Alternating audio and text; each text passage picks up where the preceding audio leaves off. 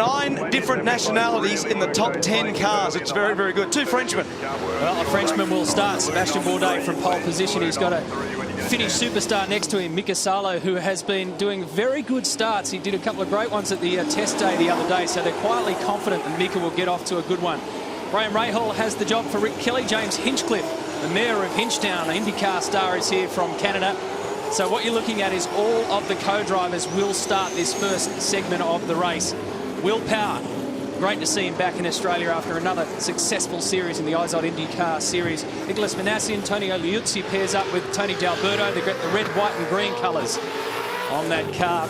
The Italian colours flying proudly. Darren Turner teams up with James Courtney. Shane Van Gisbergen has Jeroen Bleekemolen, who did a superb job in the Porsches up at Mount Panorama, so look out for him. He's comfortable in these cars. David Brabham we know so well. Nick Heinfeld, the German ex-Formula One superstar, is with us. Richard Lyons was driving with Mark Winterbottom last year and ended up on the top step of the podium on Sunday. Steve Owen has Boris Said, the oldest man in the field, which means he overtakes the oldest man in the regular field, Russell Ingall, so the enforcer will be happy about that. Simon Pagenaud driving once again with Lee Holdsworth, but of course in different colours in 2012. The Dutchman Peter Cox is paired up with James Moffat.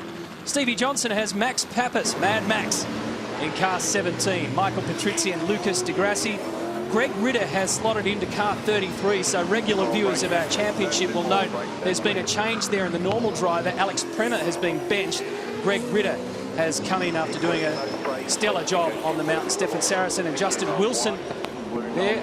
Justin with Greg Murphy. Justin easily the tallest driver in the field. Frank Montagny and Garth Tander, after being collected in the qualifying laps by David Wall, will start way back with Ryan Briscoe. Tim Blanchard steps in car number 7 for Todd Kelly, who's recovering from shoulder surgery and is out for the rest of the season.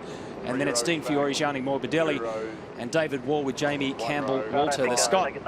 So 28 cars. So David Wall's at the back of the field as a consequence of that contact with Garth Tander, and this is a very stressful start.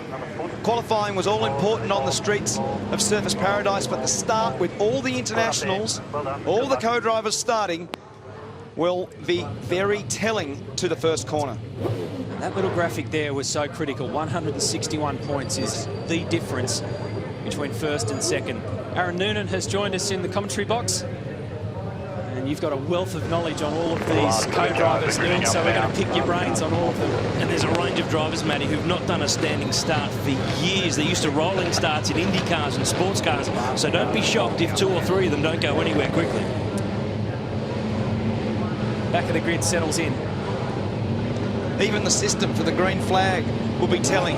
Taz Douglas in the pit there, Matt. You can just see it on driver's right. Yep, so car 30 of Douglas and Mike Conway. Green flag, green flag. Right of screen will be starting from pit lane. So here we go at the front of the grid. Sebastian Bourdais in the championship leading car. There's Mika Salo next to him.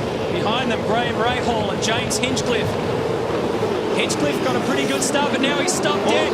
He's stopped dead and he's been run into straight up the back from Lucas de Grassi. There's more cars. Oh my goodness! That's Ricky Taylor in the second Fujitsu car. It was Tonio Liuzzi that made the contact. Car 33. Red flag, red flag. Let's require the cars to just stop at pit lane entry, just adjacent to pit lane entry, while we just sort out this incident on the starting grid. Cars strewn everywhere. Car 33 on its lid. That's Ricky Taylor.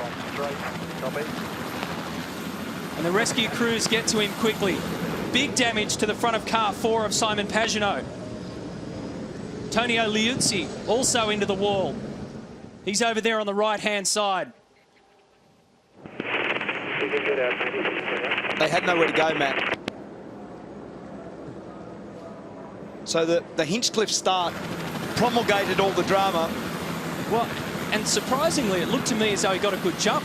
I mean, he got off straight away, but then he's just stalled it completely. That's right. So that second phase of the start, the car bogged down, he didn't move away, and then that was the start of lots of contact. So let's see who goes through. Bourdais there, Salo's there, car 15 of Rahal's there. So we've got about 5 or 6 cars on the front straight here. One upside down, great. Good to see him out. Ricky Taylor. Up and out. Simon Pagenaud also out of car 4. Great reaction from the crowd there.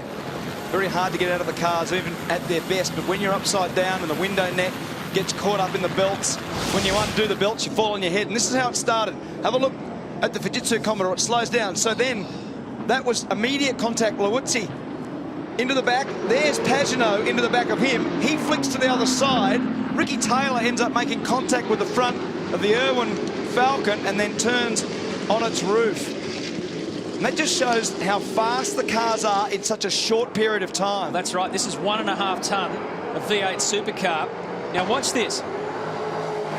You watch car 33 come right in the middle, up, over, spin, collects the wall, and Ricky Taylor, in the space of just 100 metres or so in a V8 supercar, ends up looking the wrong way. That's the initial impact. Liuzzi into the back of Hinchcliffe. Pagenaud into the back of Liuzzi, and then at top speed. Oh, Taylor up and over. Some really good pieces of driving within this. Ryan Briscoe did a really good job to miss. Will Power did an amazing job to miss the back of Hinchcliffe. You have a look where Ryan Briscoe is right now. And that Sarrazin also did a fantastic job to not run into Ricky Taylor in Jason Bright's car there. They're all on their roof. They're spinning around. It was extraordinary scenes. Well, with Gary Rogers, your number 33 car, Gary, out there, and Ricky Taylor, you've heard from him. We've seen him out on the track, but he is okay. He's fine. He's obviously disappointed, as we all are. He was pretty keen to keep going straight away. He was. He said, replace the rear windscreen and we're underway. So he is good to go. He's ready to go. He's been a good character. He's great. He can drive. It's unfortunate, but, you know, it's how it is. You just got to cop it and move on. Yeah. All right, mate. All the best. Thanks. Yeah, we're down here, obviously, on the near the grid with this car. Just if you have a look, one of the great things about a modern V8 supercar with that roller, I don't know if you can see in there, Rich, if you get in under and you can see the roll cage of the car, although the back window's out. I was having a good look at that a minute ago. It is absolutely intact, which is just fabulous. Now, as bad as that car looks, and it is bad, sure, but most of it is panel damage, and these cars are designed to rip the panels off them. And if I even jump up on top here and I look down on top of the car, the biggest damage to this car, there you are, is in this area over here where you can see again it's mostly panel, a little bit of rear rail, but most of the running gear, the integrity of the car will be there, which again, look, you can see the rear quarter panel. See, it's a composite type panel. All this stuff plucks off fairly readily. Now, I'm not suggesting they'll have this ready tomorrow, but I've got to say it's not as bad as it looks. So well done, V8 Supercars. Great car design, great safety design. Yeah, well done, Lucko. That's very good insight into a lot of the crash structures that are around the car. And as Mark points out, a lot of that is actually superficial damage. A lot of the structural integrity hasn't altered the Gary Rogers Commodore. Look at the force here. Just have a look at this. Look at this. Oh, I mean, he'd be battling to be in third gear. Well, Liuzzi's strategy there was interesting because he went to go down the left-hand side, now coming towards us. Then he gets blocked a little bit, so he decides to spear down the right. And then, of course, that's where Hinchcliffe is sitting. And from then on, it's a concertina effect. Oh. He couldn't have seen him either, Matt. Liuzzi wouldn't have seen Hinchcliffe's car when he was so close to the other car that he was behind. So when he flicked to the right, all of a sudden there's a parked car in front of you. Oh, nasty. What a mess. They'll have to clean that up, of course, which means we'll take a break here and hopefully get things started very soon on the streets of the Gold Coast.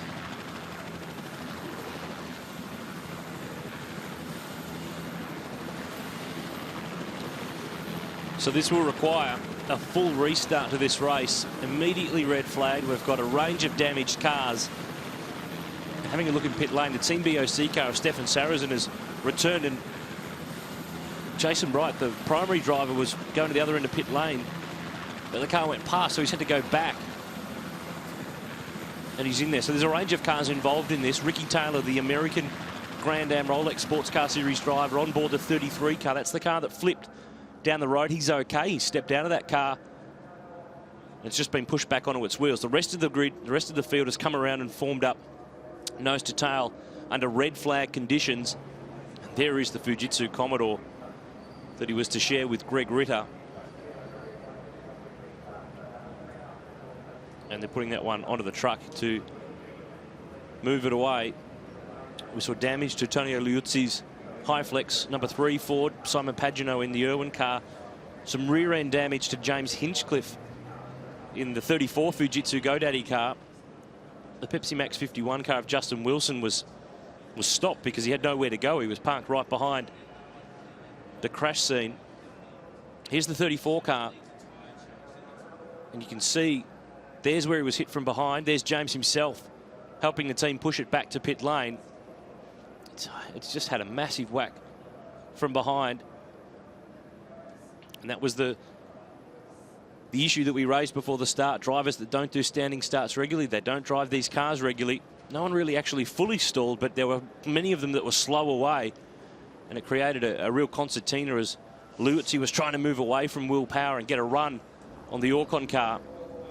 He found himself with a parked car, and then this ended up occurring. So under red flag conditions on the Gold Coast at the Armor Gold Coast 600.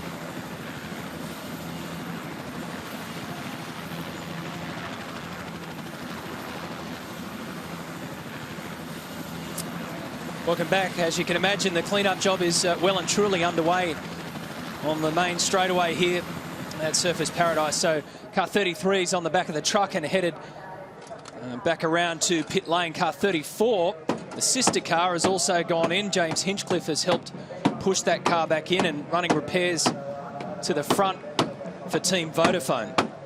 Yeah, boys, we've got Brad Jones down here with me. One of the cars we think will make it back out there. Sarensen was in that car. Brad, just talk us through what happened from your point of view there. Well, he ended up over to the left, and of course the car was rolling to the left, so he's just clipped the wall trying to, stop the car and get out of trouble, but he's bent all the bottom control arm, so he depends how long the stoppage is, but I'm comfortable that we'll get it fixed up. Probably won't get a wheel lined as best as it can be, but we'll get back out there. Bloke like you or me, Relako, wouldn't have been a problem. Now, it's a hard one, Brado, isn't it? Because we know, mate, 120-litre fuel cell, so we've got the additional fuel in there. Fairly tall ratio for these international drivers getting these cars off the line. It's not something you get to practice. It's a tough gig. Well, it is, but they did do some practice out at Lakeside at Queensland Raceway the other day, and always you're going to have this problem. We even see with our regular blokes at Bathurst.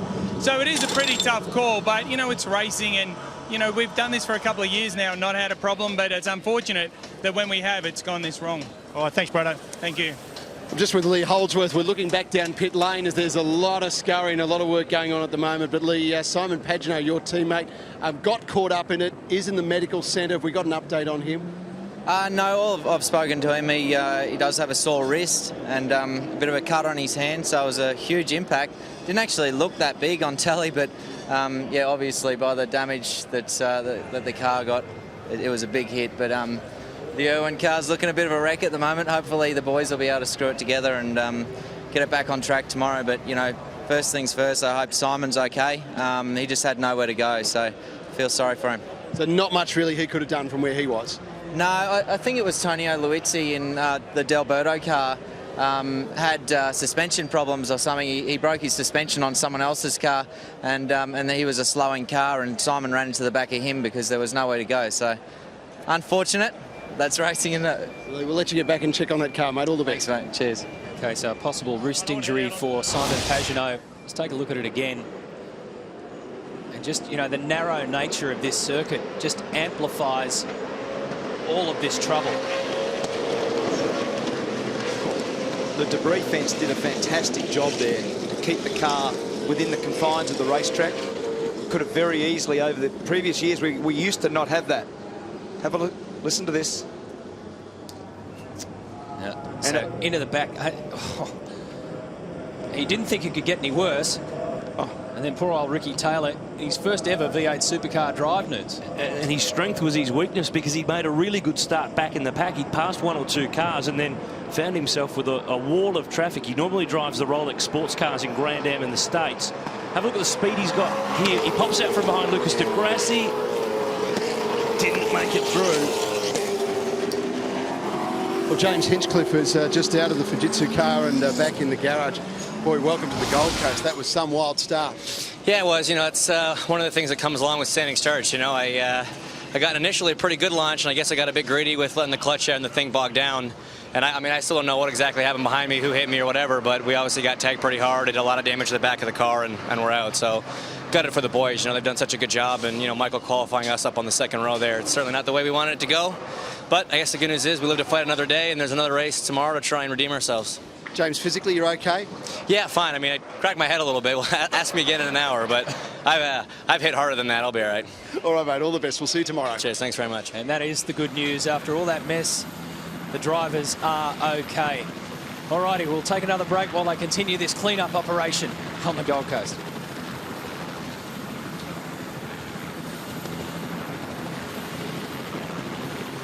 It's a long way to come for James Hinchcliffe to not even get a racing lap in the first race of the overall Gold Coast 600. There's a great shot of this part of Queensland, but not for a couple of V8 supercar teams who've got their cars damaged or indeed in pit lane. The Team BOC car of Jason Bright and Stefan Sarazen's still in the lane. They're putting the Dean Fiore, Gianni Morbidelli, Jim Beam number 12 Falcon into the pit garage.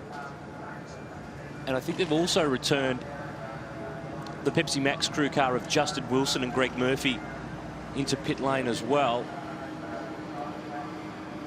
We saw earlier the James Hinchcliffe car being pushed in. There's the damage to the high flex Ford. The Tony D'Alberto, Tonio Liuzzi car. Damage front, damage rear of that FPR built Falcon, which is run independently by the D'Alberto family team, but with engineering and data support from the ProDrive owned FPR operation. But they're done. So there will be a few vacant grid spots when this race does restart. You can see some of them already there with James Hinchcliffe, where he was on fourth spot on the grid. The number 3 car, Liuzzi, massive damage to the front of the Irwin Falcon of Simon Pagenaud, this year's IndyCar Rookie of the Year, driving for Sam Schmidt and Davey Hamilton's team. And he and Lee Holdsworth on the podium in the Sunday race last year, but no podium today for them,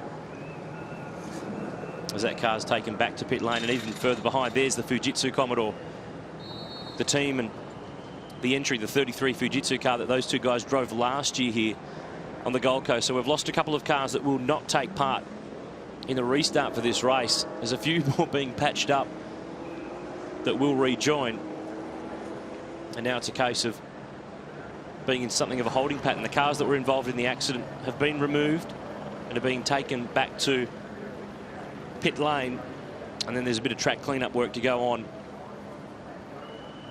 the run down to that first chicane. So major drama here at the Armor All Gold Coast 600. Race 22 is in a holding pattern for the 2012 V8 Supercars Championship. The drivers and teams are on the grid, ready for the call.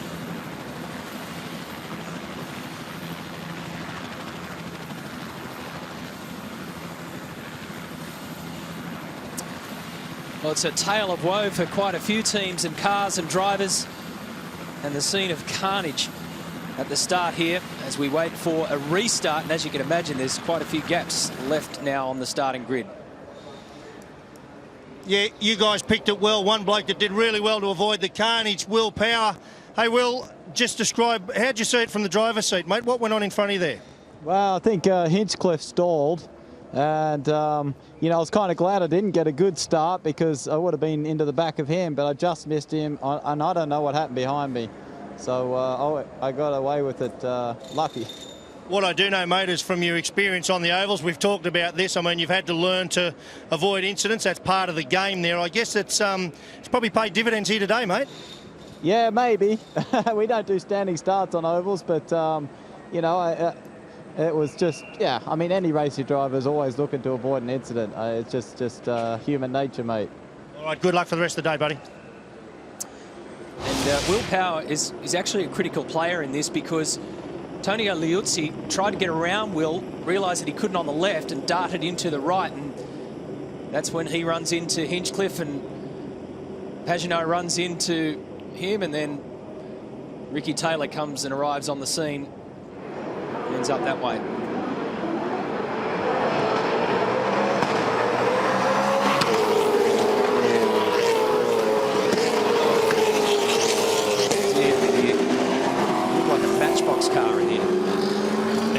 cars that we haven't mentioned that were damaged that bumped the fence on the inside were Nick Heinfeld and Gianni Morbidelli, and both those cars are back in the lane right now.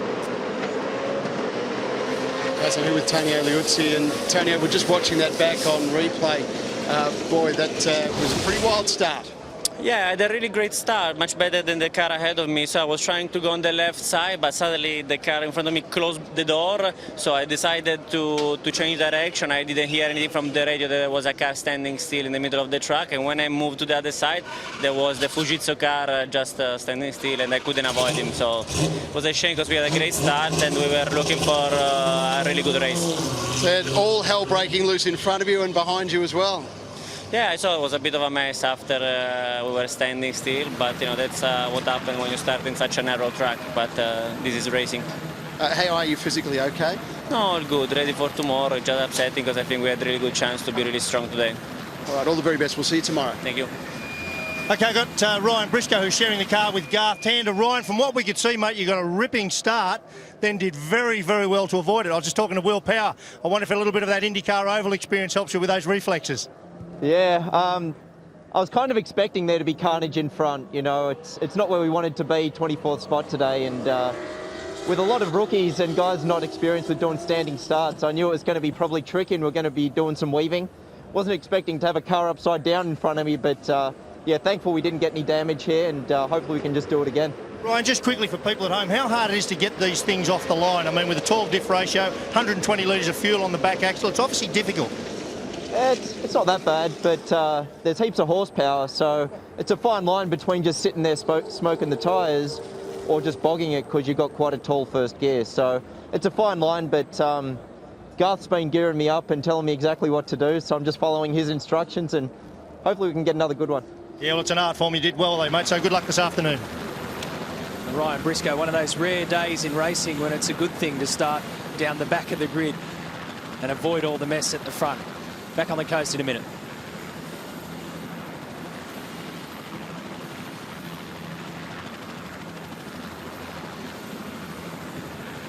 So under red flag conditions still on the Gold Coast, and it's a case of waiting now. And then the drivers have to do it all over again. Those who got a good start means nothing now. It's a completely fresh restart to race 22.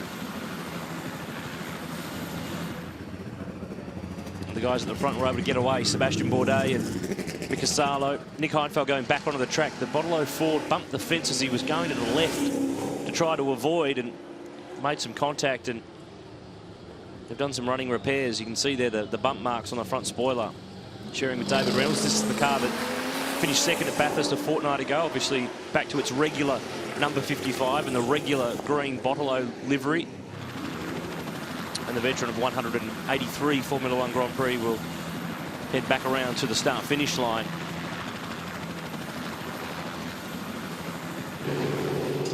Here he is, the German who drove in Formula One up until last year with the Lotus Renault team. He's been in the World Endurance Championship this year, doing some racing in the Rebellion Lola sports car prototypes. Had a one-off start in the Porsche Super Cup 2 at Hockenheim. He's Brad Jones from Team BOC, Andrew Edwards. If you're okay, you come under the 5 minute signal. So we can fill it up? Yes. They're getting the okay here to top this car up on fuel. The French sports car star Stefan Sarrazin was Adam's out there. You do it. at the wheel. There's a bit of a drama here of who's going to do the refueling.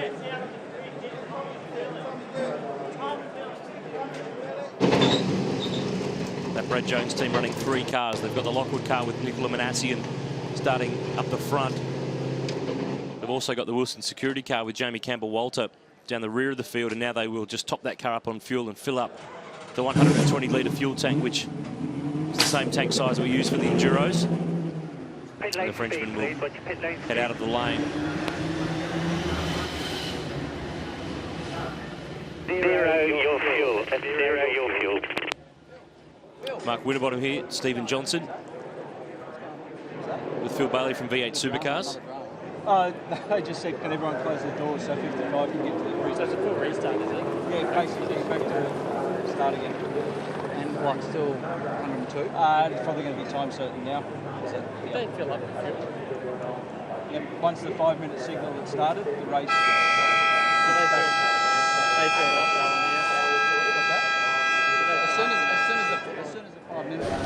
That's the easy way to get the update on what's happening with the drivers down in pit lane. And as was mentioned, this race originally 102 laps, but also has a time certain finish,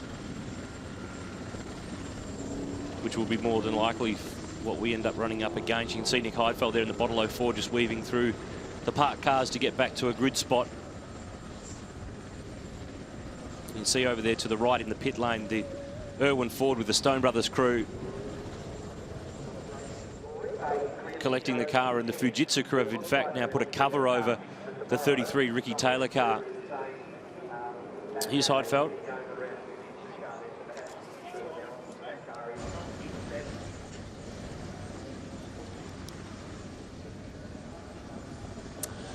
Welcome back. Well, you haven't missed any racing. We're still waiting for a restart, but it is edging ever so closer. Mate, I'm just with Ricky Taylor, who was upside down in the car we saw a few moments ago. First thing, you're okay, Ricky? Yeah, I'm fine. I just feel terrible for the Gary Rogers guys. Car was good all weekend. I was just trying to, keep pace and not do anything wrong. And unfortunately, my first standing start didn't quite go to plan. Okay, now the start itself was great. It was probably too good because it got you right into the middle of the action. Unfortunately, I guess so. Really enjoyed my time here with the Gary Rogers guys, and was really looking forward to it, but just got right behind someone and last minute couldn't get out of the way. So feel bad for all the Gary Rogers Fujitsu guys. Try to come back, get them again tomorrow. Rest up. We'll see you tomorrow. All the best, Ricky. Thanks very much. Thanks, Brett. Race start coming your way after this break. Don't go anywhere.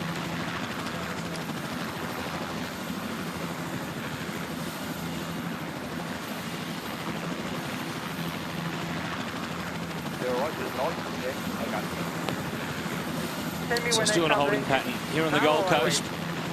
We will start the process again for a restart, a complete restart, minus a few cars. 30-second signal, 30-second signal. Tim Schenken, race director in race control, giving the instruction over the race management channel. And we'll try again. We'll do it without Antonio Liuzzi, we'll do it without Simon Pagenaud, we'll do it without Ricky Taylor. So we'll be missing a few cars off the grid when this race 22 restarts. Sebastian Bourdais in car 1, Mika Salo in car 6, Graham Rahal in 15. There's the Fujitsu car that I mentioned. The Ricky Taylor car has been covered. There's Pierre Orsi, the team manager from Fujitsu GRM.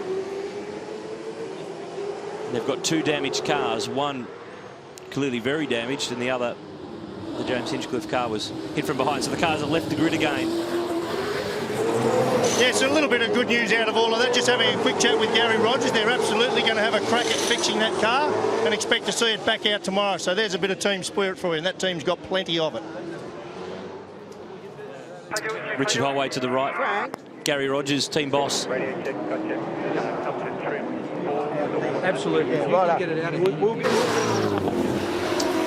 they'll have a crack. They'll see what they can do with that car. Remember, another qualifying session and another race tomorrow. So there's another shot for the Melbourne-based team. The car's rolling around to recycle and reform up on the grid for a restart in the overall Gold Coast 600. Not the first time that we've seen a red flag accident here on the Gold Coast, but we've seen it before in Indy cars, but now we've had it in V8 supercars. Darren Turner there, he's in car 22. Jeroen Bleekemolen in the SP Tools car. David Brabham, the Lucky 7 car. Just such a top-notch quality list of drivers from so many different disciplines and different countries from around the world. And this is the weekend when the world comes to V8 supercars. But for some of them, they're going to have to wait until tomorrow to have a race. Sebastian Bourdais, the Frenchman, leads us back to the pit straight. And we'll try again, a restart. Not too far away. The race originally 102 laps. There's a time certain finish of 1 lap after 4:15 p.m. local Australian Eastern Standard Time here on the Gold Coast.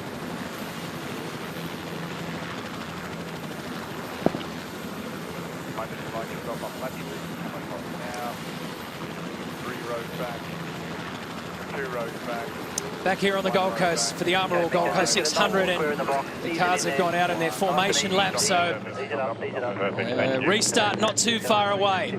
So here's the scenario. It's 102 laps. That's our race distance.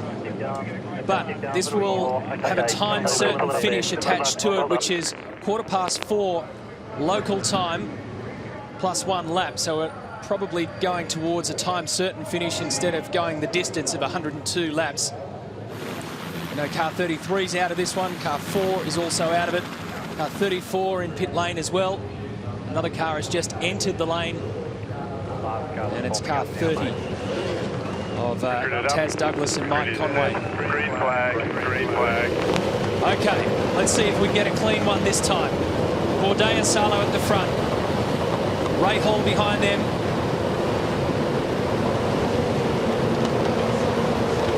Yeah, a jumper. We had a jumper. Nicholas Manassian. He jumped and then stopped, but thankfully they... Oh, another one! Another one! Exactly the same.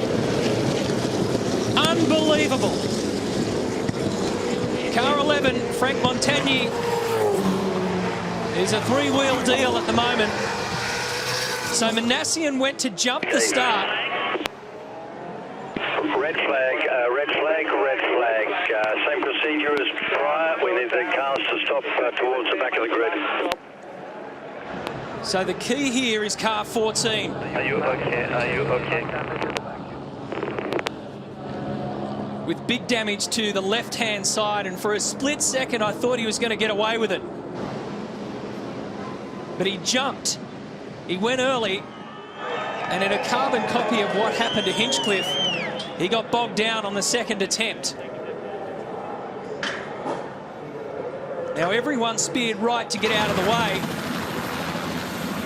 but Frank Montagny in the Fair Dinkum Sheds entrant just didn't see that. Medical staff just talking to Frank there. And what actually happened is when the jump, watch this now. So look for car 14. And oh, there was actually 2 in front. Turn it off, mate. I think the diff's broken. Oh, have a look. Look at the chaos. Oh, that's when we thought everybody was going to get by. And Frank had nowhere to go. He was actually going quite fast by that stage. A lot of damage to the rear. Ryan Briscoe will be thinking this is a war. I've just had 2 starts. I've got blokes going everywhere. So Frank he was unsighted. That was the thing, Scafey. He was unsighted there, and he thought that there was a little bit of room to move on the left-hand side. It just plucked the wheel off it straight away, and this could have been so much worse for Nicholas Manassian especially, who's stuck stranded in that car on the grid. Look at the yellow flags. Everybody's doing their duty well. But when these things are moving at this pace, in this narrow laneway that is the starting grid on the Gold Coast, this is what can happen. Watch this. He'll arrive here now. See, he just has a little look on the left. And before you know it, we've got another red flag. Matty, just with Frank at the moment, and Frank just checking off with the medical crew that you're okay. Physically, how you feel after that? Nah, no problem at all. I mean, it's a shame. I haven't in the car at all, and the guy on the right line just brakes, and I moved right. When I saw that, I said, there is something on the left, but hit the rear wheels anyway, so... Not much you can do in those situations. I don't know. First time here, first time in this car, so not much experience. All the best, Frank. Thank you. 34-year-old Frenchman. He's had experience in Formula One. 7 races for the Super Guru team in 2006, and as he just said, his first time in a V8 supercar. Actually got it away quite well. He did. And these 2 are actually former Peugeot World Sports Car teammates. Both Frenchmen. We've got 5 Frenchmen racing among the 28, but there's 2 of them that now found drama. But Mark Lee was a guy who we thought was going to jump in the Techno car. Then he stopped it and then smoked it and got it going, but Manassian reacted and couldn't go anywhere. Yeah, guys, we've just got Dave coming past the tilt tray here to get this Lockwood car, but I just want to show you can see the damage here. So it's grabbed this wheel here, which doesn't look that bad, but I can tell you that diff housing under there will be completely skewed around. And a marshal about 100 metres up the track here has just handed me a shock absorber. Not even sure which car that came off. But you've got to remember, even though this is on the start grid, by the time you get from way back there to somewhere like here, I can tell you might well be in third gear, which could take you up to 140, 150 kilometres an hour at the point of impact. So whilst, yeah, this is just a start grid, don't think for a sec these things aren't motoring along. The acceleration rate is quite phenomenal. That's an Olin shock absorber from the back of Frank Montagni's car. And as you said, Larko, very, very fast. There's about 8 rows between where those guys were starting. And it was... Look, so what actually happened is Lieb had a little jump, but so did Manasian, because he was actually outside of the box. So he stopped, and then again, Frank Montagni had nowhere to go. He was a passenger once that car was parked there. So 2 very unfortunate starts to this event. Roland Dane just talking to Damien White. You shouldn't be refueling. Absolutely. I don't know who allowed them to do that. Just listen to this. The other thing is we need to roll the start. You know, have a pace car start. Otherwise, we're just looking like a joke. If you can, hurry up. Yeah, that is a good idea. A rolling start. Otherwise, we'll absolutely. Otherwise, we'll keep doing it. Roland Dane saying this is just going to keep happening. And that's a good call. Get a rolling start going, avoid all this trouble, at least get them underway. Yeah, put us behind the safety car, get on with it. Yeah. Another one.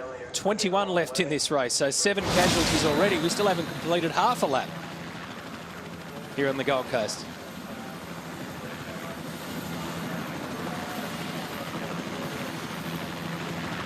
So we're running out of cars, and having a look at pit lane, the Jim Beam team have again got the Gianni Morbidelli Dean Fiore car in. It did take that first restart, but it's come back in now. So just going through the list of who we can cross off. Caruso and Hinchcliffe, who would start from 4th, didn't take that restart. They're gone. Coulthard and Manassian, who were 7th on the grid, eliminated in that restart crash. D'Alberto and Liuzzi from 8th, they are eliminated now from that earlier crash. Holdsworth and Pagano from 16th on the grid, they're gone. Ricky Taylor and Greg Ritter from 20th, they won't restart. Carl Reindler and Frank Montagni. There is that car, the Fair Dinkum Sheds Commodore from Kelly Racing. They were 23rd on the grid, so he was 8 rows behind Nicola Manassian, so he had a fair turn of speed on before he got to where that stalled car was. And the I-Select car of Mike Conway did start from pit lane for that restart.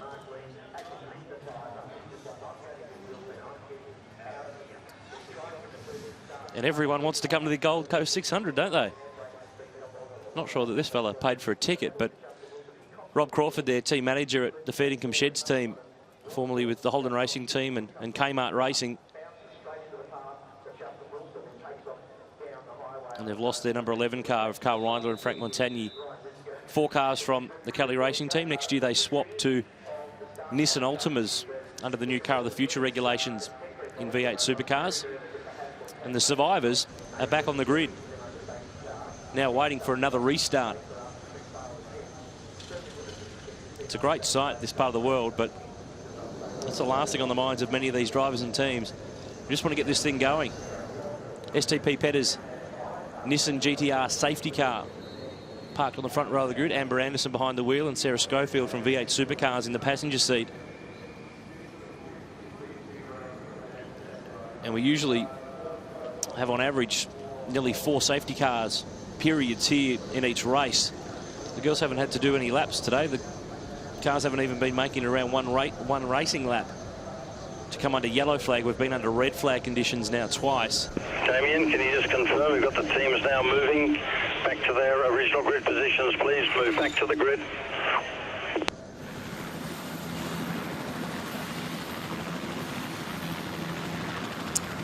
A complete chaos here has reigned over the start of this afternoon's racing. So we're now down to 21 cars. I'll run you through the list of casualties. Car 33 of Greg Ritter and Ricky Taylor out. Car 12 of Dean Fiore, Gianni Morbidelli out. Carl Reindler and Frank Montagni's car 11 is out. Lee Holdsworth and Simon Pagano's entry car 4 is gone. Same 2 for Tony D'Alberto, Tony Liuzzi. car 3, and Fabian Coulthard, Nicholas Manassi in car 14. It's a fair roll call, Brett. Yeah, it sure is, Gianni Morbidelli down here in pit lane at the moment in the Jim Beam car. Gianni, that's a couple of the wildest starts to races you would have seen in your career, I guess. I tell you, it was like a nightmare. I've seen cars fly everywhere. It's impossible to understand where to pass. In fact, during the first start, unfortunately, I touched the wall and I damaged something in my front left suspension. The second start was better, but you know, our race is compromised. We try to do our best, but it will be not easy. Looks like a rolling start for the third one. That's the way to go. Yeah, better, yes. Yeah, we see now probably we have to start from the pit this time. All right, Gianni, all the very best. Good to see you. Thank you.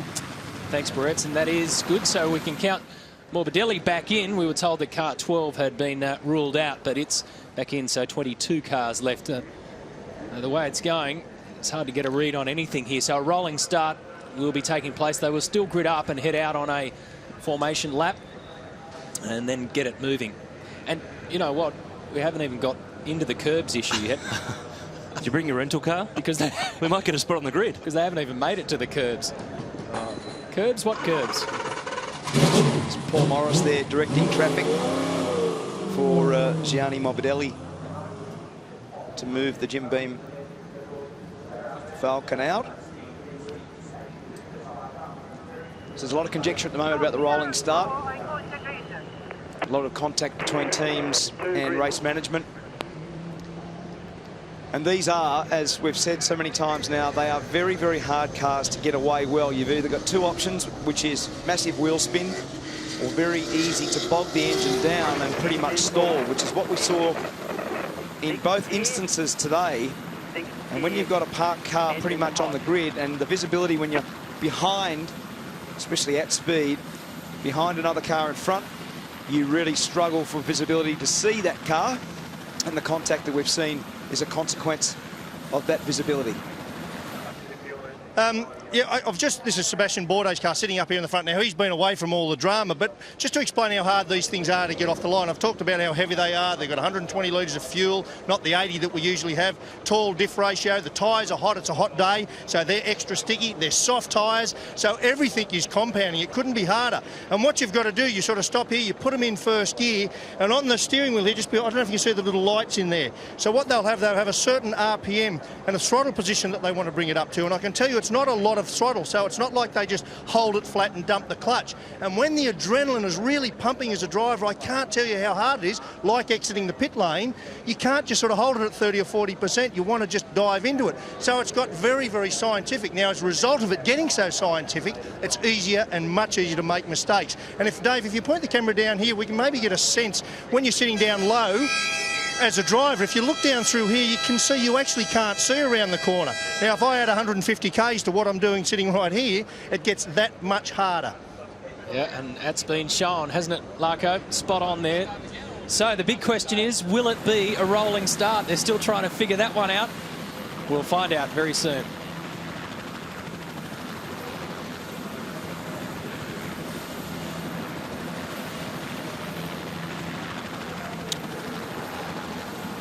So we're going to need another restart, and just rifling back through the memory bank of the history books, I can't remember a time when we've had to do multiple restarts. We've certainly had red flags and restarts of races, but to have a double is very, very rare.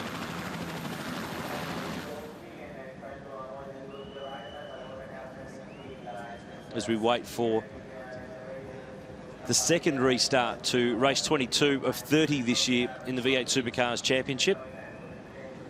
Two races here this weekend. Yeah, safe to go. It is waiting to clear a recovery vehicle out of pit lane, and I'll move you off. So not too far away from a restart. Shane van Gisbergen there, SP Tools Falcon. Jeroen Bleekwell and the Dutchman, the two-time Porsche Super Cup champ, is starting in car number 9. And the Stone Brothers team are down to 2 cars because of the Irwin car. There it is. It's back in the pit garage, the Lee Holdsworth Simon Pagenaud car. Sebastian Bourdais, the pole man with Jamie Whincup. They won this corresponding race on the Saturday last year, and Seb is the defending Dan Weldon Memorial Trophy winner. That will be given to the best international co-driver across the 2 races, not just for one race result or the other. It's the driver that has the best combined result. Andy Prio was the winner of the Best International Driver Award in 2010. So Team Vodafone have had 2 very good endurance signs here on the Gold Coast. So not too far away. More power. Clear to move off. Safety car, move off. Would love to win on the Gold Coast. He's from Toowoomba here in Queensland, based in Charlotte these days, driving for Roger Penske in the IZOD IndyCar Series.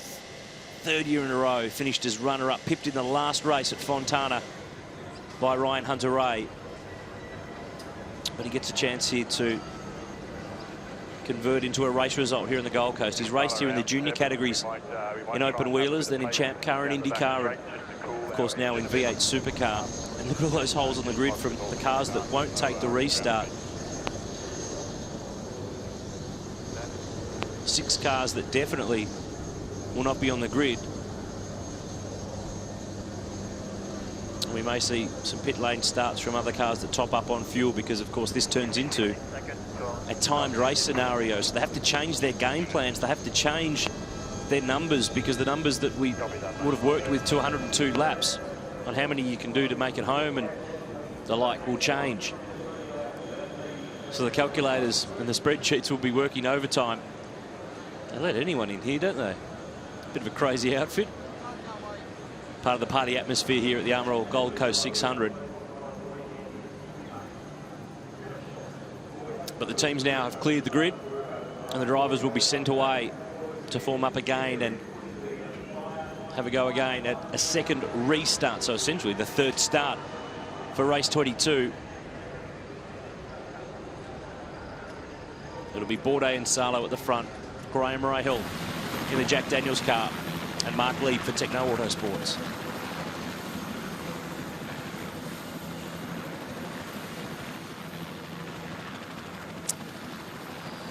Such a magnificent setting, but so much mayhem. Just trying to get this race underway this afternoon. Brett? Well, Matty, in amongst all the mayhem, there is one upside, and that's for the Holden Racing team, just with Garth Tander. Ryan Briscoe has done an amazing job. Now, he's ended up down the back of the grid, but through both restarts, he's managed to get through unscratched. He's passed about 15 cars, but we keep starting at the same spot. But, yeah, lucky, obviously, to get through. Not a scratch on the car, so... The IndyCar starts on the ovals are pretty wild, so I think he's probably used to that. So, yeah, doing a great job. You know, the race is going to be interesting now as far as what happens with the strategy and all the rest of it, because we've probably meant to be actually racing for about 45 minutes now. Well, you're owed some good luck this weekend, GT. This could be the start. Well, I hope so, but he's had all the good luck in the car and I've had all the bad luck, so that's why he started.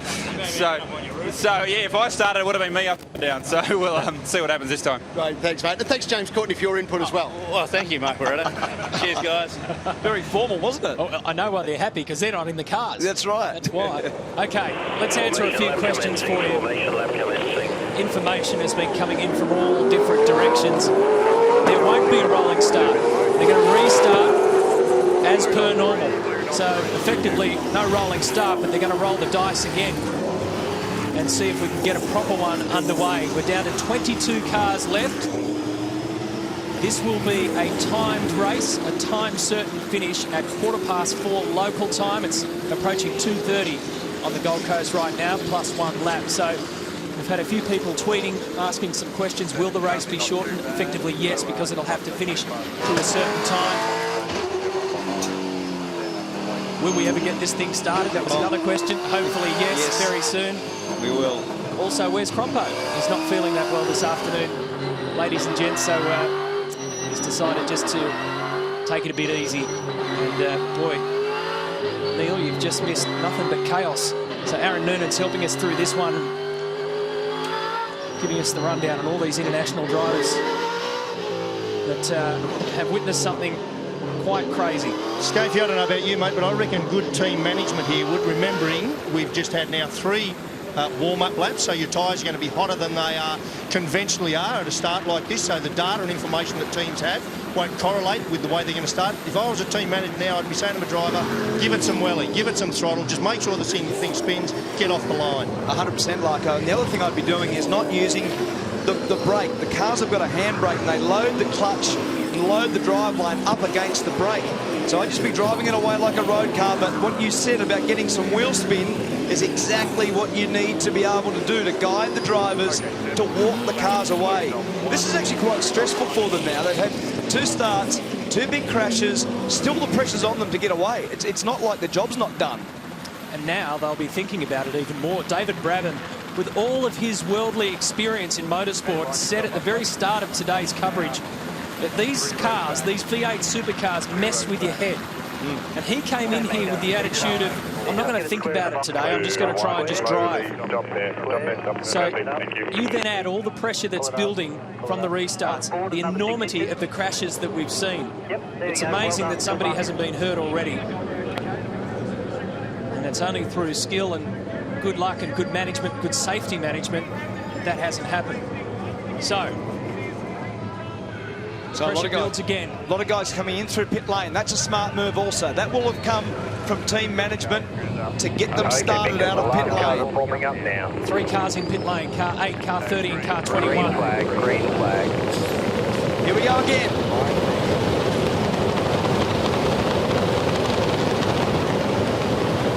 Hold your breath. Let's see if they can get away this time.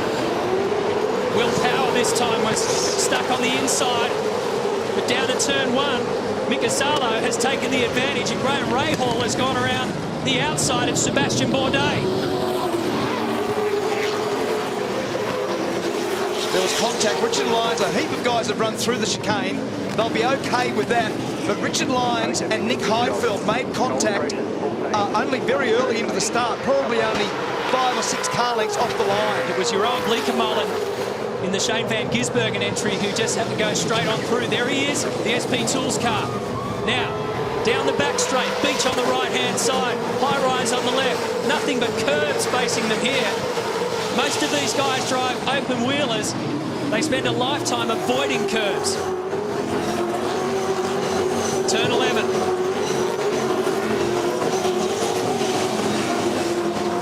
Everyone just looks nervous, Scafey. They are. They're not in race mode yet. They're just in survival mode. Let's get this first one underway. So now Bourdais has got around Rahal and back into second spot.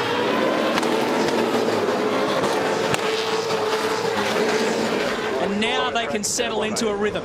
This will be very good for them, Matt, just to do 2 or 3 laps, have a deep breath, find your rhythm, get organised about where you are in the field and who you're racing, because all of the guys that they were originally starting around aren't there. So that's 260 Ks down the front straight. So Salah's done a good job. He got a good start in car 6. Bourdais got a bit swamped, but he's the type of character, and he's shown it over the years in all categories, and here he's just so calm. Nothing seems to rattle him. We're probably looking at a race distance of about 87 laps. So the lap counter will stay at 102, but it's a time certain finish. So we've probably lost about 20-odd laps. We're all that kerfuffle at the start. So our numbers, Matt, are going to be something like 88 laps, and we may, based on fuel consumption and doing a good job with your fuel economy as a driver, you may get through with 1 stop. So we're doing the numbers as we speak, so this could turn into a real strategy race. And what does that do, Scafey, then to your co-driver requirement? It changes it all around again from what you were planning to do with the 34 laps. 100%, Nert, and there's going to be a lot play out as we get involved with Bourdais putting pressure now on Salo. Bourdais has really good speed.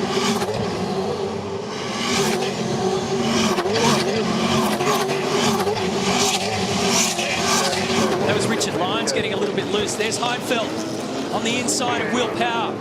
Nick Heinfeld, by the way, paired up with David Reynolds this weekend, was very lucky not to have big damage in the first incident, because he got squeezed in the middle as well. He copped a crunch. Had to do some running repairs, but he's back out there running inside the top 10. Now watch this one. It's Will Power who gets stuck on the right-hand side of the circuit. Great start by Salo, and Rahal went with him. Watch on the left, car number 5. Yeah, and Bourdais at the front. So both those guys got terrible starts. Contact. And there was contact back up here. There was Richard Lyons, Richard Lyons and Nick Heinfeld. They hit. Now the guy at the end who's actually going to be in contention here, who's been very strong in practice, is Mark Lieb with Jonathan Webb. They're in 4th position. It was Max Pappas and Lucas de Grassi.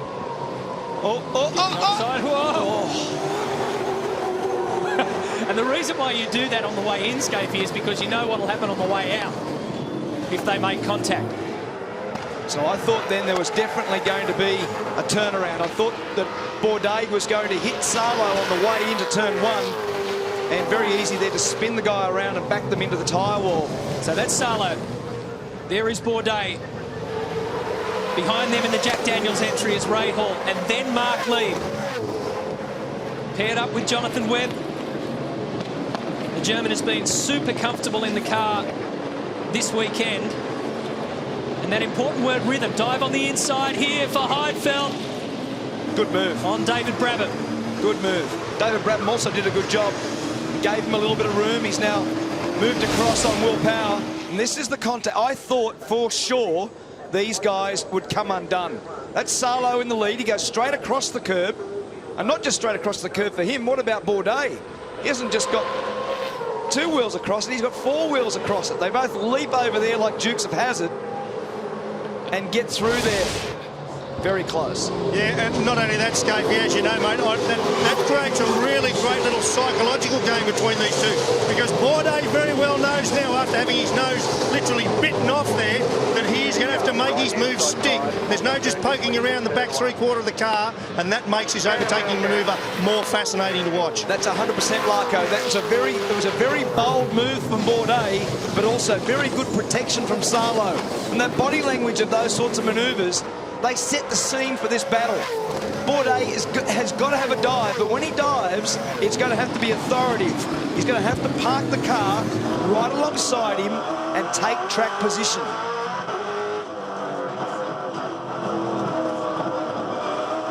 On board now with Mark Lieb, who had set the fastest time. And Scapey, this guy's a gun. He's a factory Porsche GT driver. He drives different Porsches on different tracks in different series on different weekends of the year. He's used to coming into new things and new cars, but remember, he drove here last year with the Stone Brothers, with Alex Davison. He's a 4-time Nürburgring 24-hour winner. He's won his class at Le Mans 2 times.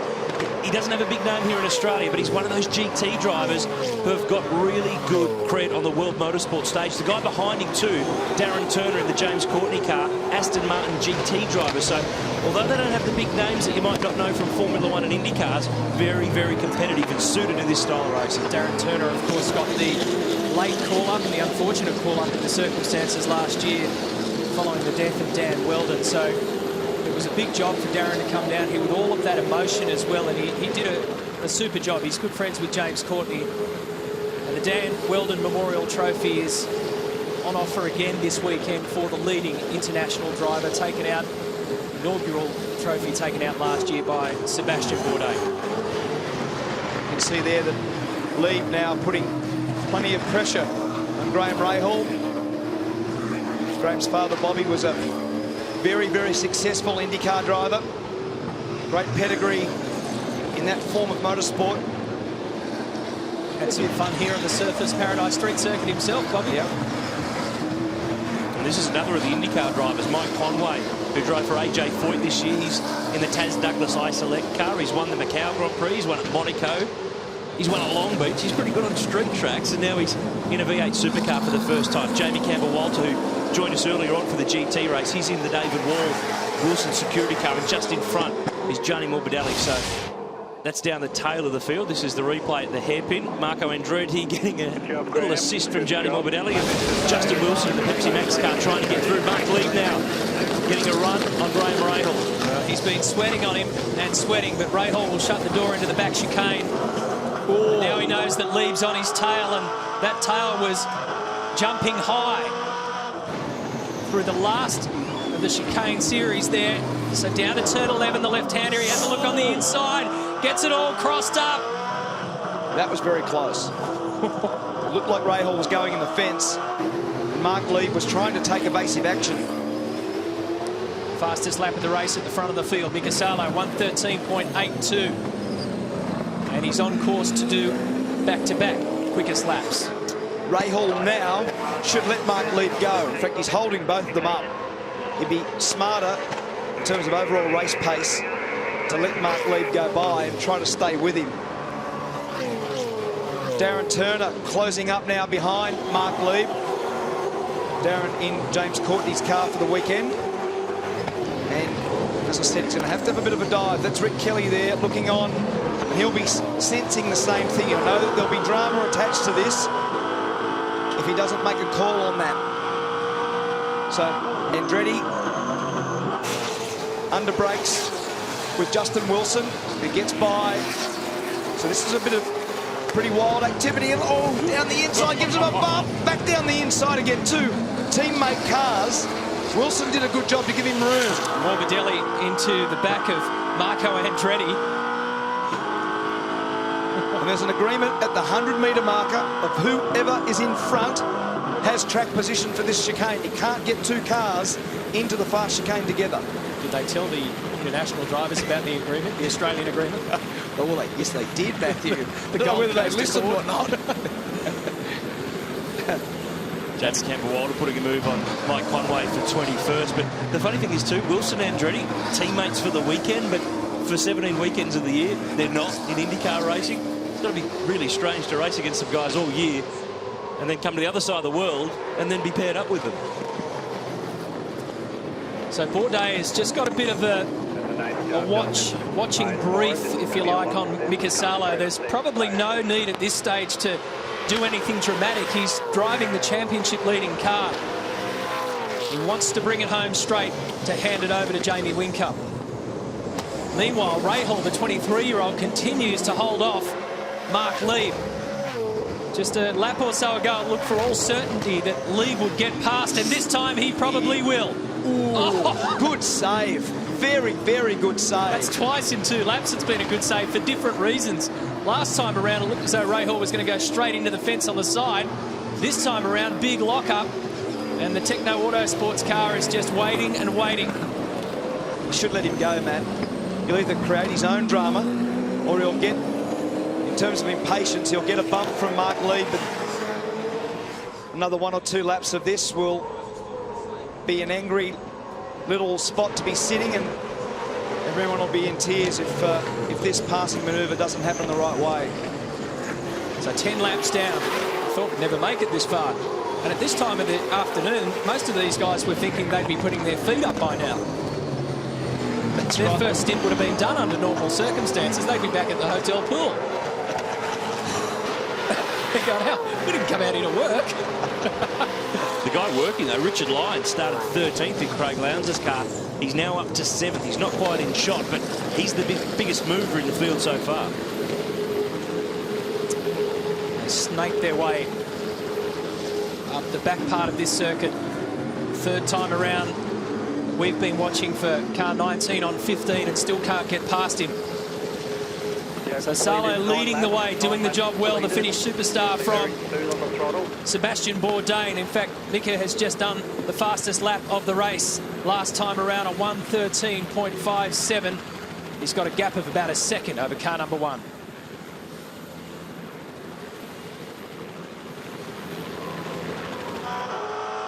So lap 10 being completed this time around. Back on board with the German, Mark Lieb.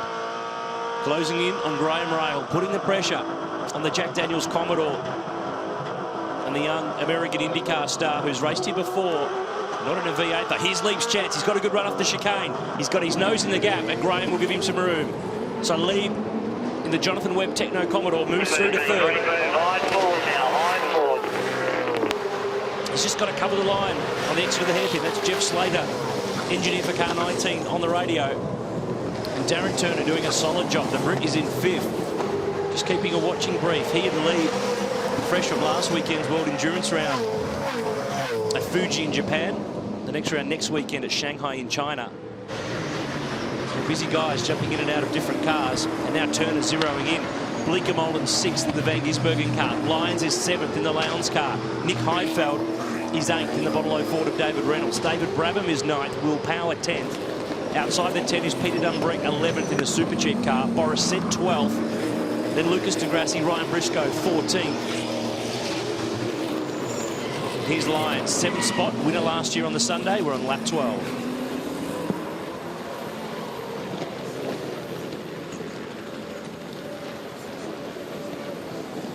It's been one of those days here on the Gold Coast street circuit. We've seen so many of them over the years that this narrow concrete line circuit that throws up all sorts of carnage and chaos, and it did so at the start of this race. Restart after restart after restart, 6 cars out. So we started with 28. We've now got 22 out there. The best of the bunch is Mika Salo in car number 6, Will Davison's car, and you're looking at Mark Lieb, who has now got past Graham Rahal. Matty, just with his teammate Jonathan Webb, and Mark doing a great job. Yeah, absolutely. It was a tough start. Mark was really happy. He got the first start right, but struggled with a couple of the others. But now he's cleared a couple of those other cars, and I think we'll see him push towards the front. Jonathan, how hard has it been for him to pick up V8 supercars? What have you had to tell him? Not a lot, actually. He's done a really, really good job. He was lucky he was here last year, did a great job with Alex Davison then. And from the first run in the car in Queensland Raceway, really he's just adapted to it extremely well. Good news, mate. Good luck, you guys. Yeah, look out for Jono Webb when he gets in the car. We know that he's got a bit of a love affair with the street circuits. And so he'll be more than comfortable, especially if Mark brings it back nice and straight and up the pointy end. This is a pretty good battle going on for 7th. 8th. Oh, that's ridiculous. That amount of curb is ridiculous. At the first corner, they're almost driving straight across it. You're supposed to keep 2 wheels on the road, so the turn 1 curb there. Over the years, we've seen a tyre place there. We might actually see a tyre place there tomorrow based on that. So, as I said, a good battle going on. And this is the pass. Mark Lieb down the inside. He was working on this for a while. It was a good move. He positioned himself well and down the inside of Rahal and gets it done. This is the battle at the front. This is the pass from the outside. He got it, and he did a good job because he turned it in early. He took the risk away from Rahal turning down on him. And when you do that, as I said, you limit the risk of the body contact. Heinfeld and Richard Lyons having a good battle. In fact, I think they've just swapped over. So Heinfeld's come forward. Richard Lyons just in front of David Brabham, Will Power and Peter Dumbrink. That's in the pit garage there with the Team Bottle-O guys. Mark Lieb has now done the fastest lap of the race. So that just shows you once he cleared himself from Rahal, he can get on with the job. There's clearly good speed in the Techno Autosports car. 1:13.15 is the new leading lap time. So this is Heinfeld on Richard Lyons. Good pass. Very good pass. He stuck it nice and close too on the entry there to turn 11. Yeah, there's no doubt about it. This has absolutely turned into a strategy race now. Talking to a lot of the teams, there are some saying, yep, we're just going to sneak it in on one stop, and they're already out there driving around conserving fuel with that little fuel trim button we've showed you on the steering wheel. Other teams aren't. They're running them at full power and not so sure. They're saying 3 or 4 laps short of being able to do this in one stop. So this is going to be fascinating. Now, you might remember at the start of the race, car 8, one of those Brad Jones racing cars, came through the pit lane and gave it a little splash of fuel. That means he's going to be able to run on full power the whole race. So this is going to get intriguing as we get into it. Sure is, and you can just see on our lap counter there on the bottom left-hand side of screen that it's a time certain race. There it is. Murphy's Law, isn't it? Yeah. So we're on lap 15, and we've got a countdown clock. So an hour and 26 minutes worth of racing to go. And this battle looks very intriguing because... Confirming cars from 17 and 9, black flag CLT for blatantly failing to observe the track limits at turn 1. Okay, so that's Max Pappas and car 9 of Jeroen Bleekemolen doing exactly what you were saying. And that was ridiculous. It was not just 4 wheels, it was right over the inside, almost into the pit exit lane to drive through turn 1, which is, as I said, just unacceptable. Black flag, pit lane penalty drive-through. And they might not be the only ones, because we saw plenty of other guys doing that. Championship picture here. Richard Lyons in Craig Lowndes' car, second in the championship. Will Power in Mark Winterbottom's car, third in the championship, but they're 9th and 10th in the race. And the championship leading car of Jamie Whincup with Seb Bourdais at the wheel is second at the front. So these guys are trying to hang in there. And if this race, Matty, works out at about 87 laps, the 1/3 distance is around 29 of what they're going to need to do. But, of course, now that the race will be shorter, then not the need for 2 pit stops potentially. So that could change things and make it a little bit more straightforward. But see there again, turn 1 through the chicane, just 4 wheels off. Well, Morbidelli. That's the final corner, Matt. That's the wheel locked. Try and get reverse, Gianni. Try and get... seek left and up. Here, seek left and up. We have a car stopped, position, turn 14, safety car boards and flag, safety car scramble, safety car scramble. There you go. So the Pettis safety car's been called into action, and this will explain to us what's happened to Gianni Morbidelli. Did he get a little hurry along? He did too. From Jamie Campbell-Walter. Go, go, go, go, go, go. And the sister car heads out, Max Pappas in Stevie Johnson's entry. So another interruption will compress the field. Mikasalo's hard work of pushing out to what was a 0.7 of a second lead, close to a second at times over Sebastian Bourdais, will now be whittled away. So the strategy game, we've got Ross Stone in pit lane, and we've managed to get him on the line and have a chat. Ross, Matty White, hope you've got me nice and clear. Yeah, got you, Matty. Hey, mate, what a bizarre start. I know it's going to get all crazy down there, but how will you now change your strategy? Well, we were going to try and go for a one-stopper, but as I speak to you, it's that noisy here, the other car. Sorry, we've got the 4 car, the 9 car and the 47 both in the pit here. So the strategy just changed with Morbidelli's car stopping there. Absolutely. All right, mate, we'll check in a little bit later. Okay, cheers. So both cars arrive on cue. It's just standard. It's one of those days when nothing goes to plan on the Gold Coast. So there's Ryan Briscoe.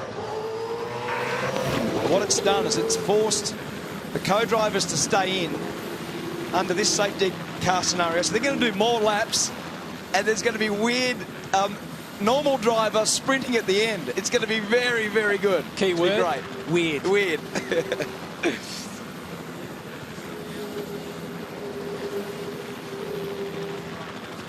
Well, we saw Max Pappas in the pits in the Jim Beam car. That will not count as his pit lane penalty. He'll have to come back in and serve that because the car was worked on when he was in the lane. So there are 22 cars that started this race. There are 20 on the lead lap. Max Pappas is 1 lap down. Gianni Morbidelli here is in the tyre wall. So the 2 Jim Beam cars are the only ones not on the lead lap. The 2 Italians and the 2 former Footwork Formula 1 drivers. And ironically, Pappas replaced Morbidelli, which is amazing how it all shakes out from 1995 through to 2012. So here is the Orcon 4 car 5, Will Power at the wheel, 7th on the road. So let's get the refresh here. Lap 17. Just to remind you of the rules of safety car restart. Mikasalo leader. Maintain minimum or maximum 5 car lengths for the car in front of you. We can weave, warm our tyres and brakes until the lights go out. When the lights go out, we maintain speed. We can still weave, but we cannot brake. And I'll tell you when the car's in pit lane. When the safety car's in pit lane, you can overlap after the last corner, but you cannot overtake until the start next line. That's Campbell Little, race engineer for Will Power and Mark Winterbottom. Of course, drivers from different series with different arrangements and rules that they're used to for safety car restarts and safety car deployments and the like. So getting back to that order, it's Mikasalo in the lead. There he is in Will Davison's car. Sebastian Bourdais 2nd. Mark Lieb is 3rd, Graham Rahal 4th, then Darren Turner, Nick Heinfeld, Will Power, Peter Dumbrek, Boris Said, Lucas de Grassi there in that white 91 car. So the Techno team have 2 cars in the top 10. Stefan Sarrazin 11th, Peter Cox is 12th. Then Justin Wilson, Morbidelli out of the tyre wall, catching up to the back of the queue. Campbell Walter 14th, Marco Andretti 15th, then Mike Conway, David Brabham. Remember, he's the first of the cars that pitted. There he is, the lucky 7, Falcon of Tim Slade. Jeroen Bleekemolen next through. There's Richard Lyons in Triple Eight. Ryan Briscoe in Garth Tander's number 2 Commodore. So 5 cars have been to the pits and have topped up on fuel. Remember that 3 cars started from pit lane, topping up on fuel. They were the Mike Conway, Jamie Campbell-Walter and Stefan Sarrazin cars. There's the Nissan STP Pettis safety car. We are on lap 18 at the moment of what will be a timed race. Mika Salo the leader, Sebastian Bourdais second. A restart not too far away.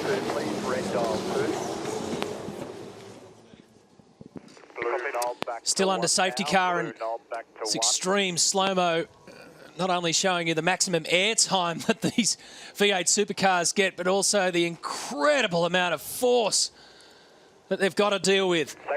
The Dunlop tyres doing their jobs. So Mika Salo leads this race from Sebastian Bourdais. Now, we've had 2 black flag penalties listed. That one for Max Pappas car 17 and this one for Jeroen Bleekemolen in car 9. Look at that. That's across the pit exit. I mean, it's not just across the curb. It's totally across there. So, anyway, very well policed and deserving penalties if you're going to play the game like that. Safety cars in pit lane. We're underway again. Salo, Bourdais. Lead, that's your top 3. Rahal behind them, Darren Turner being super impressive.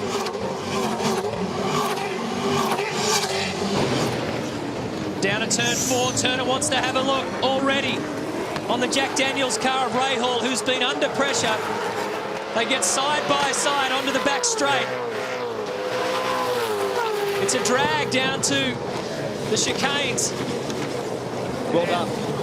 That was whoever was in the lead at the 100-metre marker had track position, so well done. So Heinfeld looks very racy now behind Turner. He'll have another dive. Oh, he's locked the wheel. He's got away with it. That was a big lunge, but he got away with it. He had to wrestle that car back onto the racing line. He actually locked the right-hand front wheel. He had to get the wheel locked, and straight away, Cox in the fence in the James Moffat Norton Falcon. Well, this will trigger another safety car. It's already out. Safety car, need you to hold safety car, hold. We have an incident at turn 11, partially blocking the road, So there's damage, a lot of damage to the front of this car. So the safety car's out. That's at turn 11. But there's also damage on the Jack Daniels car that may have been involved in that somehow. We'll have a look at that for you in a second. One of the Jack Daniels cars, no, yeah, it is. It's car 7. It's Marco Andretti at the helm of the Tim Blanchard car. A lot of damage on that car. It may have been involved in the same thing. It's coming down pit lane now. With the rear wing hanging off it. There it is. There it is. So take a look at the rear wing. Look at it. Look at the back of the car. We're not going. Stop it. Yeah. Stop. Wing is stop. Stop it here. We need to get the car in the garage. Mate, switch it off. It's not going anywhere. All right, this will explain it. Let's take a look. So Peter Cox has just done this all by himself. Oh. Heavy into the wall, and then that's what's happened. Okay, so Marco Andretti has arrived on the scene with nowhere to go, but into the back of car 18. Oh, so quite heavy contact there, and he was an innocent bystander. Have a look at this. Cox into the fence. Back wheels off the ground. And Stop, start. We're in another stop. James Moffat. Tale of woe continues.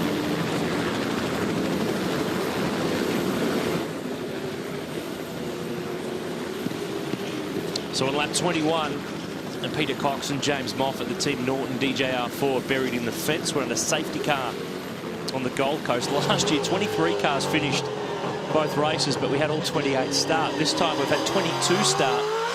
We've already got to arrange them in drama. Marco Andretti is back in pit lane. Also Max Pappas in the 17 Jim Beam car. He's been in a couple of times now, so we're riding on board here with Will Power. He's 7th in the race.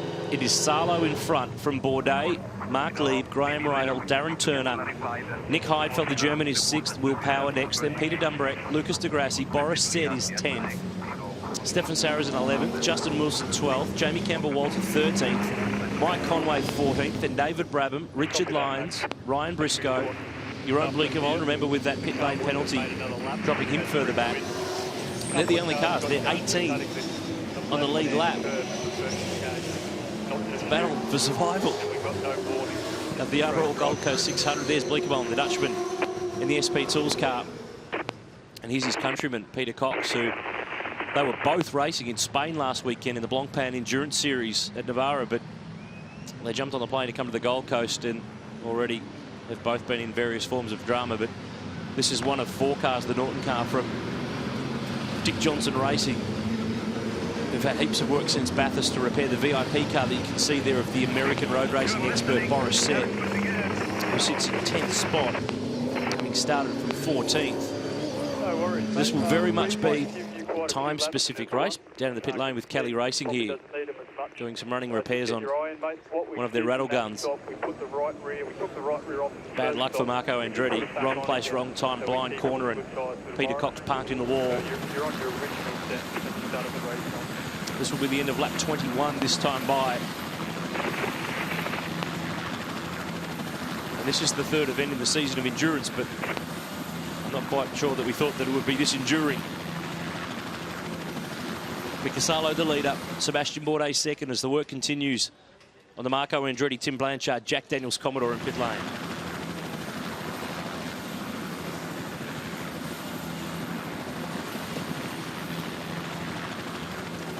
It just makes you wonder what's going to happen next here. 2 more casualties heading to the casualty ward. Cars, that is. And all the drivers are okay, but the list continues, Brett. It's been a day of carnage, no doubt about it. I'm with James Moffat, and James, you'd almost avoided it for most of the day, but Pete Cox has been caught up.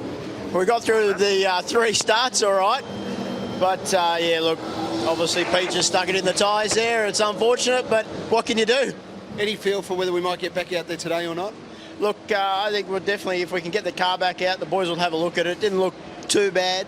Might be that oh, well, there we go. It's on the tilt tray, so I don't think we'll be going anywhere, Barretts. We'll see you tomorrow, James. All the best. Thanks, cheers.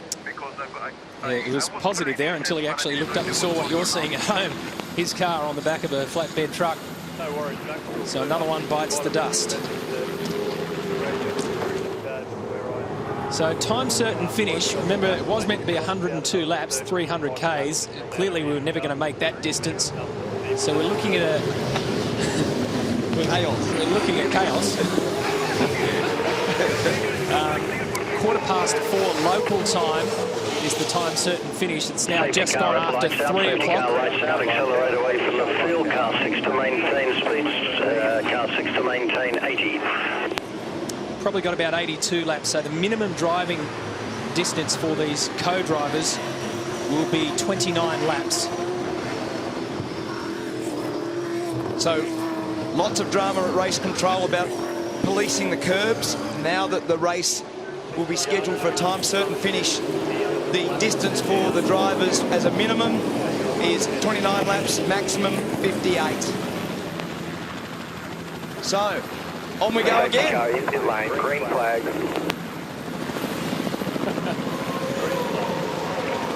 Salo in car 6.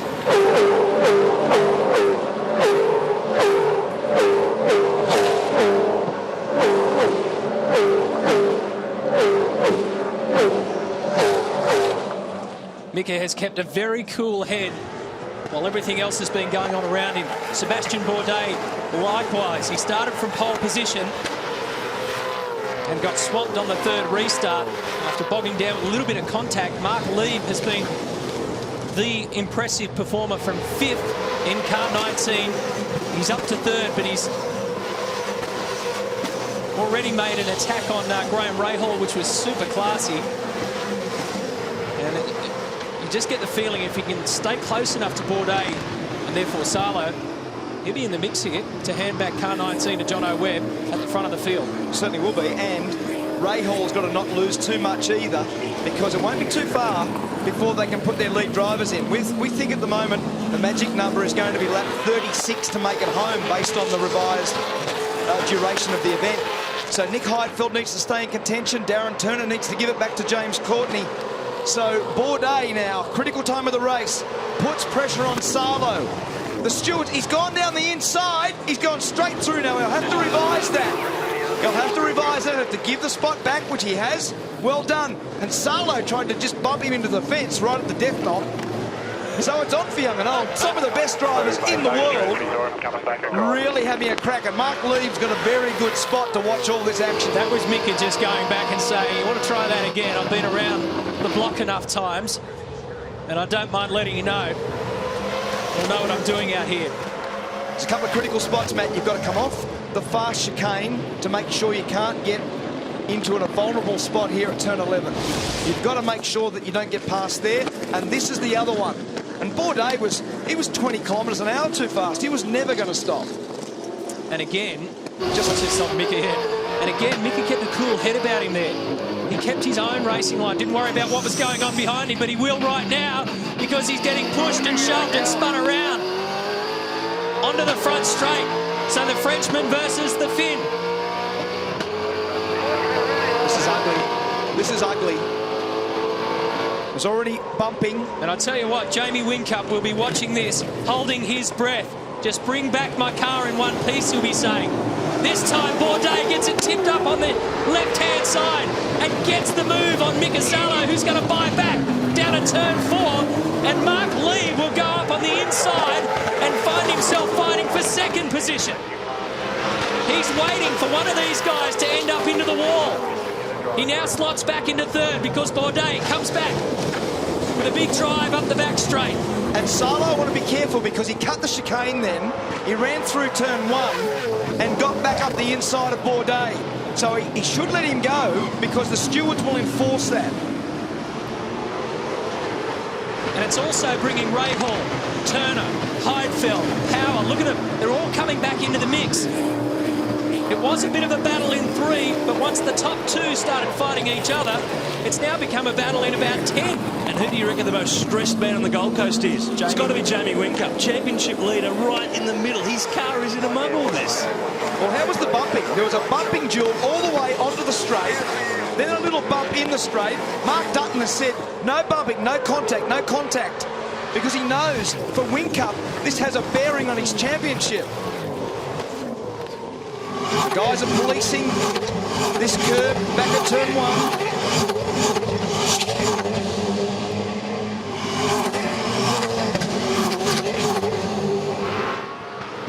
And things just start to settle a little bit. That was a very, very wild couple of laps with Salo and Bourdais. And Lee just didn't have enough push on the exit of turn 4 to put enough pressure on Sebastian by the time they got up to that part of the circuit. And this was the spot I was saying before. You've got to be fast off the chicane so you're not vulnerable at turn 11, which is what Salo has done a very good job at the moment. Hey, just going to quickly interrupt Jamie while you're getting dressed here, mate. Yeah, you know what I'm going to ask you, mate. How's the fingernails? All good, mate. It's all going on. Both boys are doing a fantastic job, really. It's been crazy starting the race, but yeah, full faith in Seb. A couple of big lunges. Good to see. Hey, revised format here now, mate. So you're going to jump in the car, get all the way home. I mean, you get it home on field, but amount of safety cars we're going through, you're not going to use any field, you're not going to use any tyres. No, you're right. But it's definitely going to be a one-stopper. Hopefully Davo and I can put on as big a show as these other blokes. Pretty good, isn't it? All right, mate, good luck. Hey, Larko, you know what's really good is that Jamie Whincup is in the heat of an unbelievable championship battle, but he's still such a racer. I mean, he's having a laugh and a joke about it. He actually likes to watch the racing. And now he's saying, he's predicting, as we said, when these guys do get on board, that himself and his mate, Will Davison, will also keep the battle for us to view from what we think will be this lap 36. Yeah, and Scafie, I don't care if you're Jamie Whincup. Tell me you're anyone sitting anywhere, probably including Sick Crompton, mate, and not enjoying this show. Exactly. Yeah, good, is it? This was the move, so he was way too fast. He got in there, but Salo went across the curb, so then he's dived down the inside and took the opportunity to revise the pass. And Mark Lieb, who just was spectating, he then turns back on the inside and ends up alongside Sebastian Bourdais on the exit of a hairpin. So they'll be bluing between the red and the blue camps here because they know there's been way too much curb usage by Salo. Like that, that's too much curb. Well, he's getting away with it, and he's got the lead. We're heading to a fascinating part of this race when the main drivers will be getting in soon. Okay, mate, we'll fix the mirror at the pit stop. Good job. So the fifth, the veteran of 109 Grand Prix, is the leader. The Frenchman, we're on board with him. The four-time champ, car champ, the two-time Gold Coast Indy 300 winner is second. Mark Lieb, the German, third. Graham Rahal, the United States, fourth. Darren Turner, the Englishman, fifth. Nick Heinfeld, the German, in sixth. It's like the United Nations in V8 Supercars. Will Power for Australia, seventh. Peter Dunbrek, the Scot, in Russell Ingall's car, is eighth. PLP being given to Boris Said for a blatant overuse of the curbs at turn one. You might remember that Boris was the one who was taking liberties with the curbs last year. Probably got to drive through 12 months too late from last year. But this is back at the front. Salo's just set the fastest second sector of the race so far. A 13.02, that's the fastest lap of the race to this point. Bourdais did his car's fastest lap that time around. This is Graham Rahal. Drove last year, or this year I should say, and the season completed for Chip Ganassi Racing in one of their 4 Indy cars. His plans for next year in the air, he's been linked to driving for his father Bobby's team. Darren Turner here, the Brit, Aston Martin GT driver, sharing a game with James Courtney, runner-up in the GT1 World Championship last year. Two-time class winner at the Le Mans 24-hour for Aston Martin Racing. And behind Nick Heidfeld, 183 Formula 1 Grand Prix for the German. Sharing with David Reynolds, and formerly worked with FPR team principal Tim Edwards during their time at Jordan Grand Prix in Formula 1. And Rahal's starting to struggle here. Remember, he locked the right front tyre earlier on. And Turner looks like he's looked after the 22 car of James Courtney. 18 cars on the lead lap. Boris Said's been to the lane in the VIP Pet Foods Falcon, taken the drive-through penalty and rejoined. Marco Andretti is still in the pit garage with the second Jack Daniels Commodore. Salo that time, 13.3. Bourdais, 13.4. Mark Lieb, 13.6. And these chasers are in the 1-minute 14s. They don't have the pace right here, right now. It's lap 30 in race 22 on the Gold Coast. They start looking at us on turn one instead. Well, welcome back to the Gold Coast, the Armour All 600. An amazing day of just craziness at the start. 3 restarts, big damage. Car 33 involved in the biggest one. Ended up on its head with Ricky Taylor at the wheel. And the situation now is that we've reached a couple of critical markers. First of all, we've done 29 laps, so that's the minimum driver requirement done. But we'll be looking towards about lap 36, which is when they want to bring them in, fill them up with fuel, and that will get them to the end of the day, which is now a time-certain race. And the race has approximately 1 hour and a minute thereof left in it. That was close. Heidfeld almost went in the fence. As you were rolling through the strategy, Heidfeld locked the wheel on the right front, went to turn to the left and couldn't get it turned. And we just, as he went out of shot, I thought, oh, he's going to be in the fence there, so he got away with it. That's also too much curb for Rahal. That's the left-hand curb where everyone's getting the penalties. And, oh, Turner almost run on and turned in. And that's Lucas Di Grassi in the Michael Patrizzi car, getting a move on Will Power, who lost a position last time around to Peter Dunbrek, the Scot, who's in Russell Ingall's Supercheck car. So the Penske IndyCar stars just starting to slip back to the tail of the top 10. Hey, have a look over my shoulder here. I've actually never seen a sight like this at a race meeting whilst the race is out there on the track. Look at all these garages full of cars. They're actually supposed to be out on the track. There you've got the Blanchard Andretti car. We saw the wing come off that before. They've got some front suspension done. Here's the Ritter Taylor car. Now, this is the one that rolled over at the start. As you can see, the boys are well and truly into that. Look, there's probably, 8 or 10 guys climbing over that. I had a close look at that just then. I've got to say, gee whiz, those boys have got some work to do. They'll do a fantastic job if they can even possibly get that out tomorrow. And then you've got the Caruso car that was involved in the same incident. You see they've got it gutted. One of the problems for these guys, they can only bring so many spares in the containers with them, and you can see the fuel system which goes in here is all taken out, and it's also damaged on that car. That might be the drama for them. Gary Rogers has spent a bit of money today, Larko. Yes. In fact, that can be said for quite a few team owners up and down pit lane. Salo still holding off Sebastian Bourdais here in the streets of Surfers Paradise.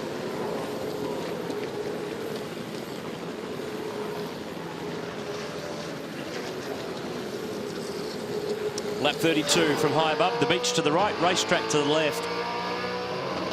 And we're on board with car 1. Sebastian Bourdais still chasing Mika Salo. These two have settled down. They were getting stuck into it earlier on.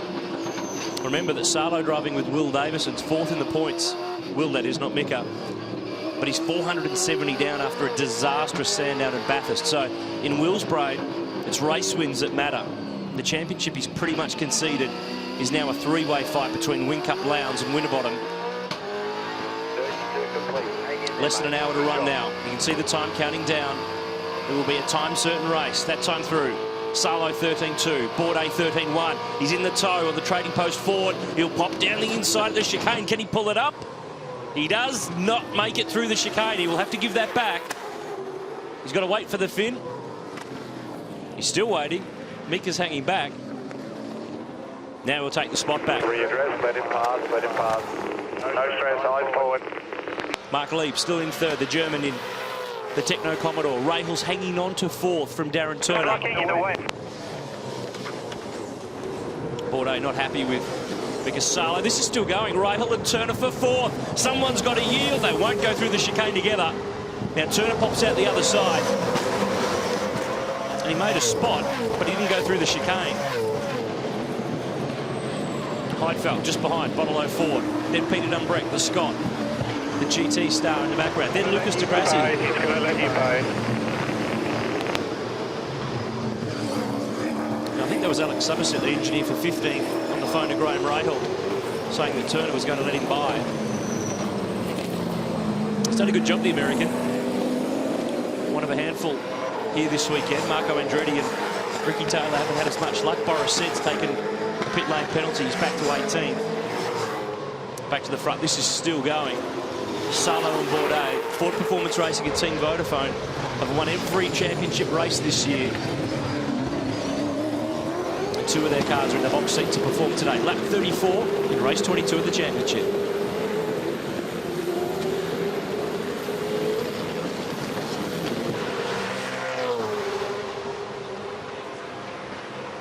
You're watching the Gold Coast 600 on 7. Race 22 of the championship.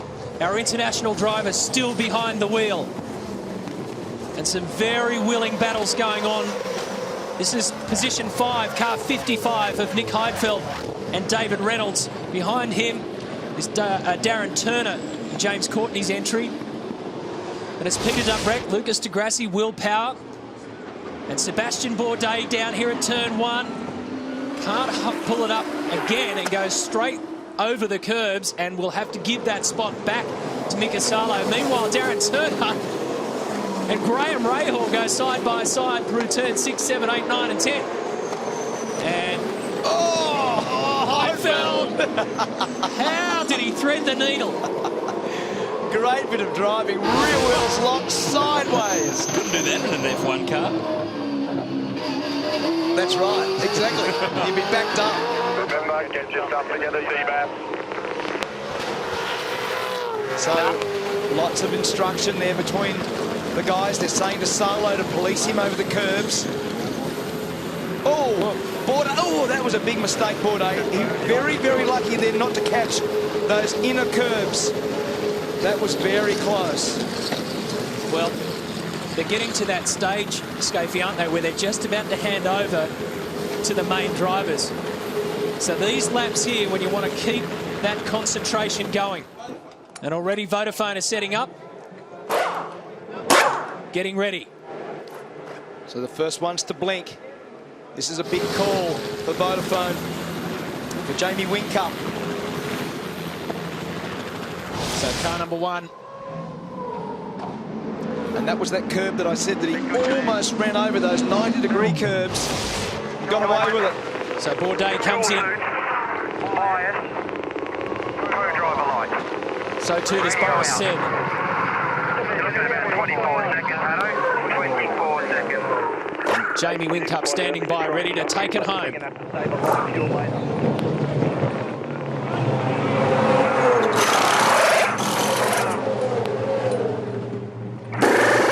Driver assistant. He was pretty firm on getting Bourdais out, wasn't he? It's a very ungraceful exit, isn't it? Out of a car. It's like a carjacking. Clear the front, please. Just waiting on the fuel now. You're going to be good to go once I drop you. Brake and clutch in first gear, please. Make sure we're in first gear. No spinning of the wheels. Thank you. Just get these camera guys out of my way. Good to go, good to go. All clear. Well done, good communication. We often say that. So James Courtney in the HRT car, you can see at the back of the screen. They've taken the first opportunity from a fuel economy standpoint, and so have Team Vodafone. The next lap, I think you'll see Will Davison. Ooh, big brake lock up here into turn 1. Mika Salo is going to go around again. He's gone out there for another lap, so Will Davison waiting for another minute or so until he gets his chance behind the wheel, and then it's game on between him and Jamie Whincup. So Heinfeld. Neutral in the box, radio, drink straw. James Small talking to Nick Heinfeld and Dave Reynolds after such a superb performance at Bathurst. It's great. He's got his little insert for the seat as well. Little baby seat, there it goes. Bottom of screen. Davey just puts that in. Goes head first. Good job, Nick Heinfeld. Very good drive. First gear when you can. Clear to go when you drop, okay? Clear to go. All right, clear to go. Still clear. Okay, co-driver light off, please. Co-driver light off. Fires back to 9.7. Rear bar up to 8. Front bar to 9. Full of fuel, he's gassed up and good to go. Davey Reynolds. This battle continues. So car 66, Dumbrek, Lucas de Grassi, side by side. This will be interesting. Not a good time to get past when you're trying to go to pit lane. Exactly. So that's Lucas de Grassi, the Brazilian in Michael Patrizzi's car. Will Power, we're on board with him. Mark Whitlock, and that's way too much. That's ridiculous. Look at the gap that he gained over there. So that will require some stewards warning. It's Justin Wilson in the Pepsi Max entry.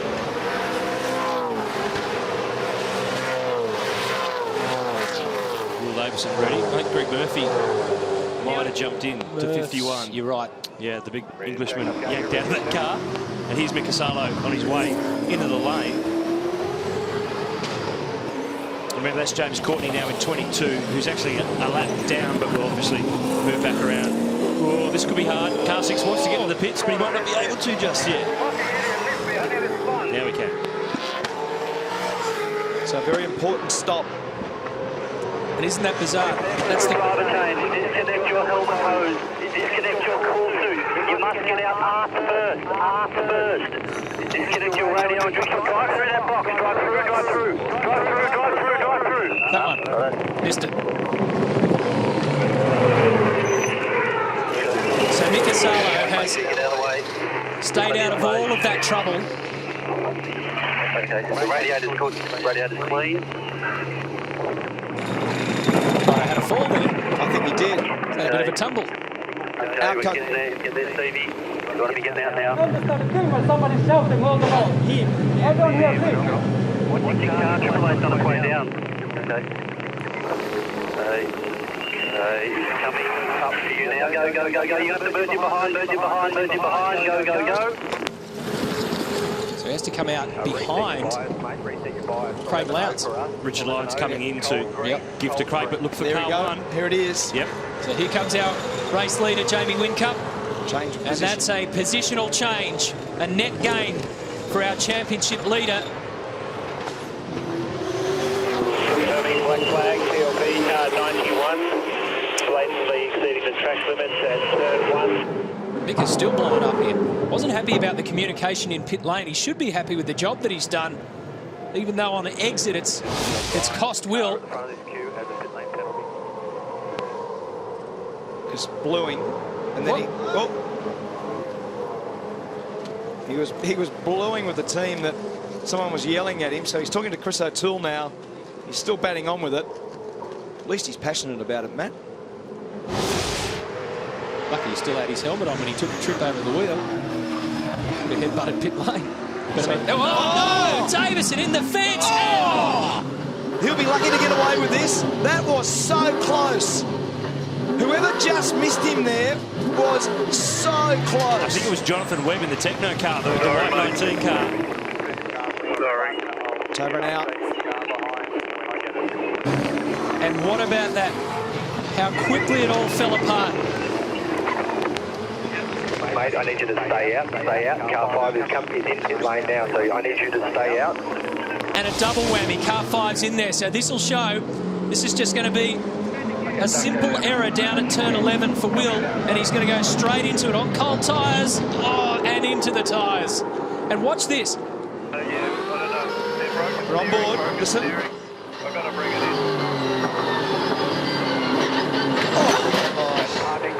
Just heartbreaking. He may have had a steering failure there, you know, because that car didn't sound like it had the wheels locked enough. And see, when he went to go then again, he didn't have any lock. So maybe a steering failure there. We'll follow that for you. That may not have just been a driver error on cold tyres. We'll work that one out. And he's had to stay out there because car 5 was in pit lane. And now Will is in the lane. See if we can grab the shot. See if we can grab the shot, because you can just see then that the steering was off centre, but that may become as a consequence of running in. Yes, the wheel would normally, he would normally set that straight when he got out of the car or come into the pit. So there may be some further damage as also as a consequence of that. So you just don't know whether it happened before or after. They went all that distance, avoiding all the trouble. And then on the very last turn, remember when James Courtney got so close, I thought all this is going to come undone in a flash. Thankfully it didn't. But then they get into pit lane. Mick is blowing up Deluxe. Will gets into the car, gets out there. Sure, he's lost the spot to Jamie, but there's plenty of time to get it back. And he would have known that, and then all of a sudden it goes downhill again. You just can't take a trick sometimes. Well, and we talk about the Enduros being the critical money time, the championship. Will Davison's championship's been completely derailed. Sandow, disaster. Bathurst, bigger disaster. Half of the Gold Coast 600, disaster. Well, 900 points on offer, Mearns, wasn't there? And this is championship-changing stuff, and it has been for Will Davison in terms of the Enduros. Rick Kelly just did a really good move. He fired down the inside of Craig Lowndes, turn 4, and got that position. So when all this settles down, you can see here still the drama of Will being able to get into the pits. So he can't turn. He's got no lock. There's definitely something going on with the amount of lock that car has. Remember those cars that pitted earlier are still out. Briscoe, Power, Brabham. And this is the other side of the scenario. Remember I said to you that they had car 5 in the lane. They told him to keep going. So Will was told to keep going, go on through, which means that now Mark Winterbottom has had to wait again. So this has just had a knock-on effect. Loosen your belts off, make sure it's in neutral in the box. Disconnect your radio and drink straw.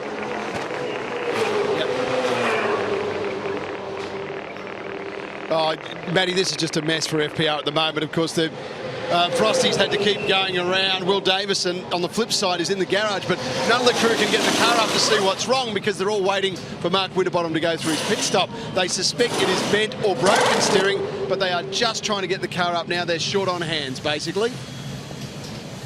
Thanks, Brett. So Frosty getting in. Will Power out. I can hear you. Just show me. Look at the stress. Okay, yeah. Okay, you're going to be clear when you drop. Going to be clear when you drop. Clear when you drop. It's got to get those belts over the harness device. Go, go, go, go, go. It's got to get those belts across the harness device there. Look at the intensity. He has got so much going on. So he didn't loosen the belts off on the way in, which is the issue. Just trying to get driver cool into his helmet also. Got the cool suit being plumbed. And there's Will Power getting out of the car. It'd be a welcome time for him to get out, saying, "Whew, that was pretty wild." Campbell Little just talking to him about it.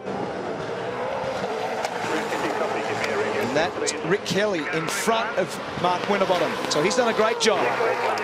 So the world has certainly spun around, not in the right way for FPR. Back after the break.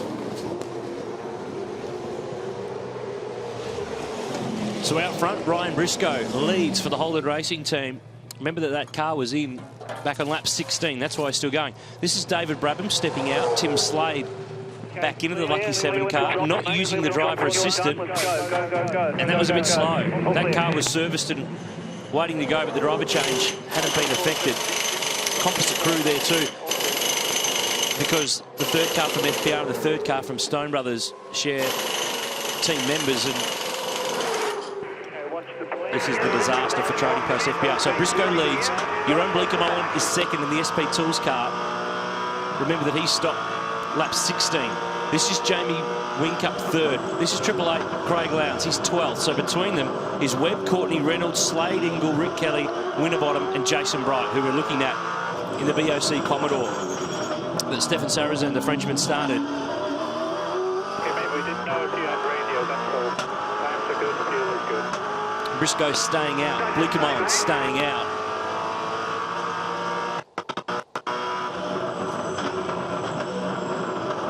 On board with Lowndes. Has not won on the Gold Coast since 2005. And it's been Triple Eight, FPR and Walkinshaw Racing who've done all the winning in that time. Three of the powerhouses of V8 supercars, and they've really been the dominant forces on the streets of the Gold Coast, no matter whether it was the sprint format that we used to run under or the current endurance international lineup. Here's Webb and Courtney, a couple of Gold Coast residents, a couple of training partners. They're fourth and fifth, but of course that'll effectively be second and third. When the first two cars pit, Webb cuts the chicane. Now he's got a bit of time yield there over Courtney, so he needs to just redress that a little. Here's David Reynolds back on the Bottle Ford. Sixth on the road, which will become fourth. Briscoe's in from the lead of the race. He'll handcart two back to Garth Tander, the three-time Bathurst champ. Well, this continues. Webb, great job from Mark Lee. Great job from Darren Turner for James Courtney. They're on lap 45. The leader, Briscoe, has completed it, but gone to the lane. So Jeroen Bleekemolen now takes the lead in the SP Tools Ford. Hell of a day on the Gold Coast, and still a long way to go. Clear to go, clear to go. Drop him. Okay. There you go. Go. Car two, processing through pit lane. Ryan Briscoe's job is done for today. Garth Tander now in the chair. Jeroen Bleekemolen is staying out there in car number 9 and leads the race on the road. But your effective race leader is Jamie Whincup. There's Jono Webb and James Courtney. Whincup's a little bit further up the road.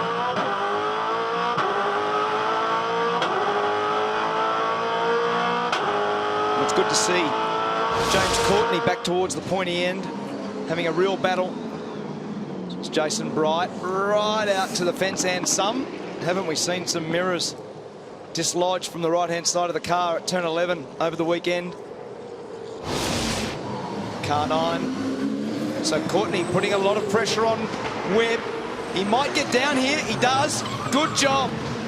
Oh, only just. As soon as he got to the marbles on the outside, it looked like he was going to go off into the fence at turn 12.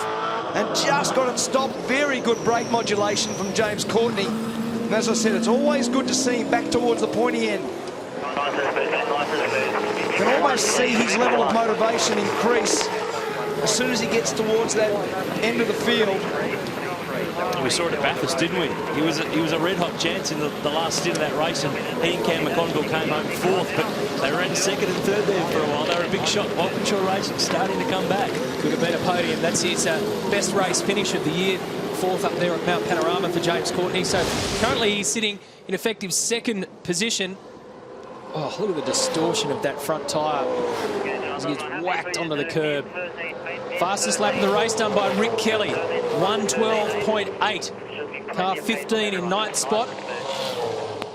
So Bleekemolen still to process through pit lane. Boy, that was wide for Whincup. Well, Will Powell, welcome back to Surfers Paradise. There are a couple of the craziest starts that we've ever had here.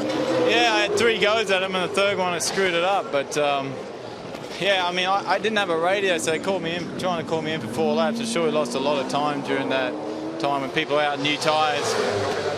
I don't even know what strategies people are on, so hopefully there's a few guys in front of us are going to pit. Feel good to be back behind the wheel of a V8 supercar? Yeah, it does. You know, I never got clear track or anything. I was always in the mix, but yeah, it was a lot of fun. Some great colourful racing out there. What's that? Some colourful racing. Yeah, it's good racing. I mean, people moving each other out of the way. I don't know about that turn 1. A lot of people have taken all 4 wheels, and they said, if you do it, you get a penalty, but I kept getting past because people are using it and I wasn't. All right, well, thanks, mate. Thank you. Colourful racing is a good way to put it. Barrett's. So this is the job now for the main drivers ahead of them. Timed race. You can see the clock counting down. Bottom left-hand side of screen. So under 39 minutes to go. Probably looking at a target Scafie of 81 laps that they'll complete. So in terms of fuel, they'll be good to get there. Yes. So car 49 and 9 in. Steve Owen, Boris said, VIP Pet Foods car, and now your own Bleekemolen will hand over to Shane Van Gisbergen. Yeah, and mate, let's just have a look how precise this pit stop happens, because remember, we spend hundreds of thousands of dollars to find a tenth of a second, and it's really easy to find 1 second here now. Shane Van Gisbergen, in he goes. He's a big bloke, as you can see.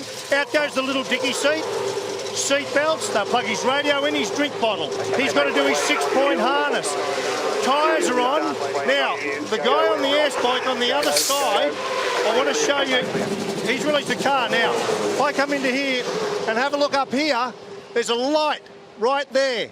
Now, the guy on the air spike, which is the device that they've thrown back in here, right, he was into the side of the car. He's looking at that light, and that light has 5 things on it. One is the fuel. When the fuel pulls out, the light goes on. The other, if we grab a gun, you can see the wires on here, and there's a button. So when, boom, those guys are on, they hit the button, and the lights go on. Then he knows, safe, down, car gone. So in terms of car control, well done, Larko. So in terms of the car controller, it's actually a lot to do with them reading it, the guy at the front of the car, but also the man on the spike dropping the car at the right time when all the processes have been completed. And the pit lane stops have now been processed and completed, Scafie. So this is a run to the end now, and Jonathan Webb has Garth Tander behind him, James Courtney in front of him. So how's the effort from Tander and Briscoe, starting way back in 24th? Ryan Briscoe just pretty much stood right back at the very start and watched everything unfold in front of him. And now they're up inside the top 5. The Team BOC car gets a lift off. Jason Bright in 10th position. It's an amazing shot. Those big 150mm high curbs. Huge amount of force on the car, and the guys have had to approach it as squarely, meaning they turn the car to the left at turn 1, turn it to the right, try to have both wheels grab the curb at the same time, release the brakes so the front suspension displacement comes off the car, decreases the load, and unweights the inside wheel. So that's the way to do it. And you can see there Jason Bright and Rick Kelly doing a great job to get through one of the most difficult corners on the circuit. Scapey, Sebastian Bourdais just relaxing in the garage after a massive stint. Sebastian, that was some duel with Mika Salo out there. Yeah, I mean, it's my fault. You know, I stole the car. Did 5 good starts, and the most important one, the one that counted, I just stole. So I was pretty pissed off. But you know, it's the way it was. It's a shame because the car was really, really good, and I think we could have just disappeared in the distance. But I guess it made for good TV. It was incredible racing between you and Mika. Yeah, I mean, it's also pretty frustrating because it's very difficult in the chicanes to follow closely, especially for me. You know, I'm not very, very used to the car, and also I don't want to make a mistake, you know. And in this chicane, if you get it wrong, you can put it in the wall. So I was kind of trying not to make a mistake, and I was losing time. I was gaining in the slow section. But yeah, it was fun out there. Great job. We'll let you catch your breath. See you tomorrow. Thank you. Part of the reason why Team Vodafone went for him straight away, Sebastian Bourdais. He's got a very, very cool head on him. Great racecraft, of course, as well. But he's very well and truly aware of the championship situation. And like he said to Barretzi, I did not want to make a mistake. Well, he effectively didn't. And Jamie Whincup has a pretty handy lead. So we'll take our last break of the day. And after this, we'll go racing right to the finish.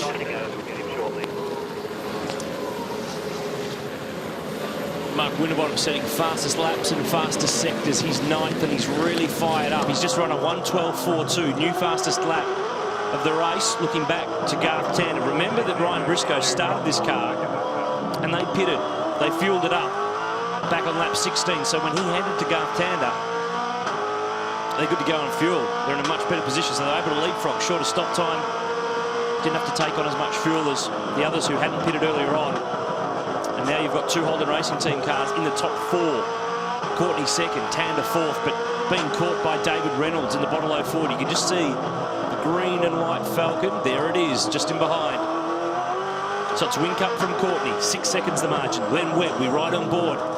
The Techno Autosport Commodore, then Tander, then Reynolds, Slade, Ingle, Rick Kelly, who was in the top 3 earlier on with Graham Rahal. Winterbottom 9th, Jason Bright 10th, Lowndes is 11th. So in the championship picture, this is great for Whincup. It's disaster for Winterbottom and Lowndes, who are 9th and 11th, and of course Will Davison, who pretty much counted himself out coming into this weekend, can pretty much officially count himself out now. He's still in the garage. We're left with 16 cars in the lead lap, 18 cars in the race, 22 started, and 6 failed to take this second restart after 2 red flags from accidents on the grid. Davison will rejoin. He needs to just keep going, get some points.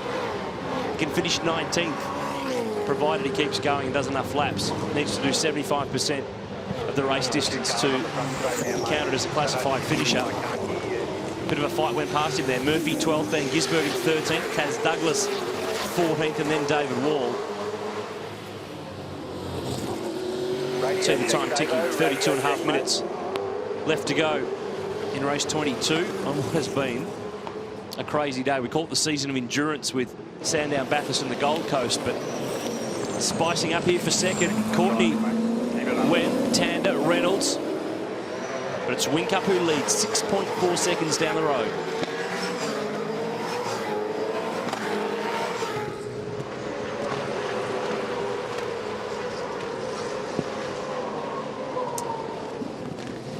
Taking you all the way to the checkered flag now as Jonathan Webb gets it wrong on the entry into the chicanes, and he's just being boxed in by the 2 Holden Racing Team cars.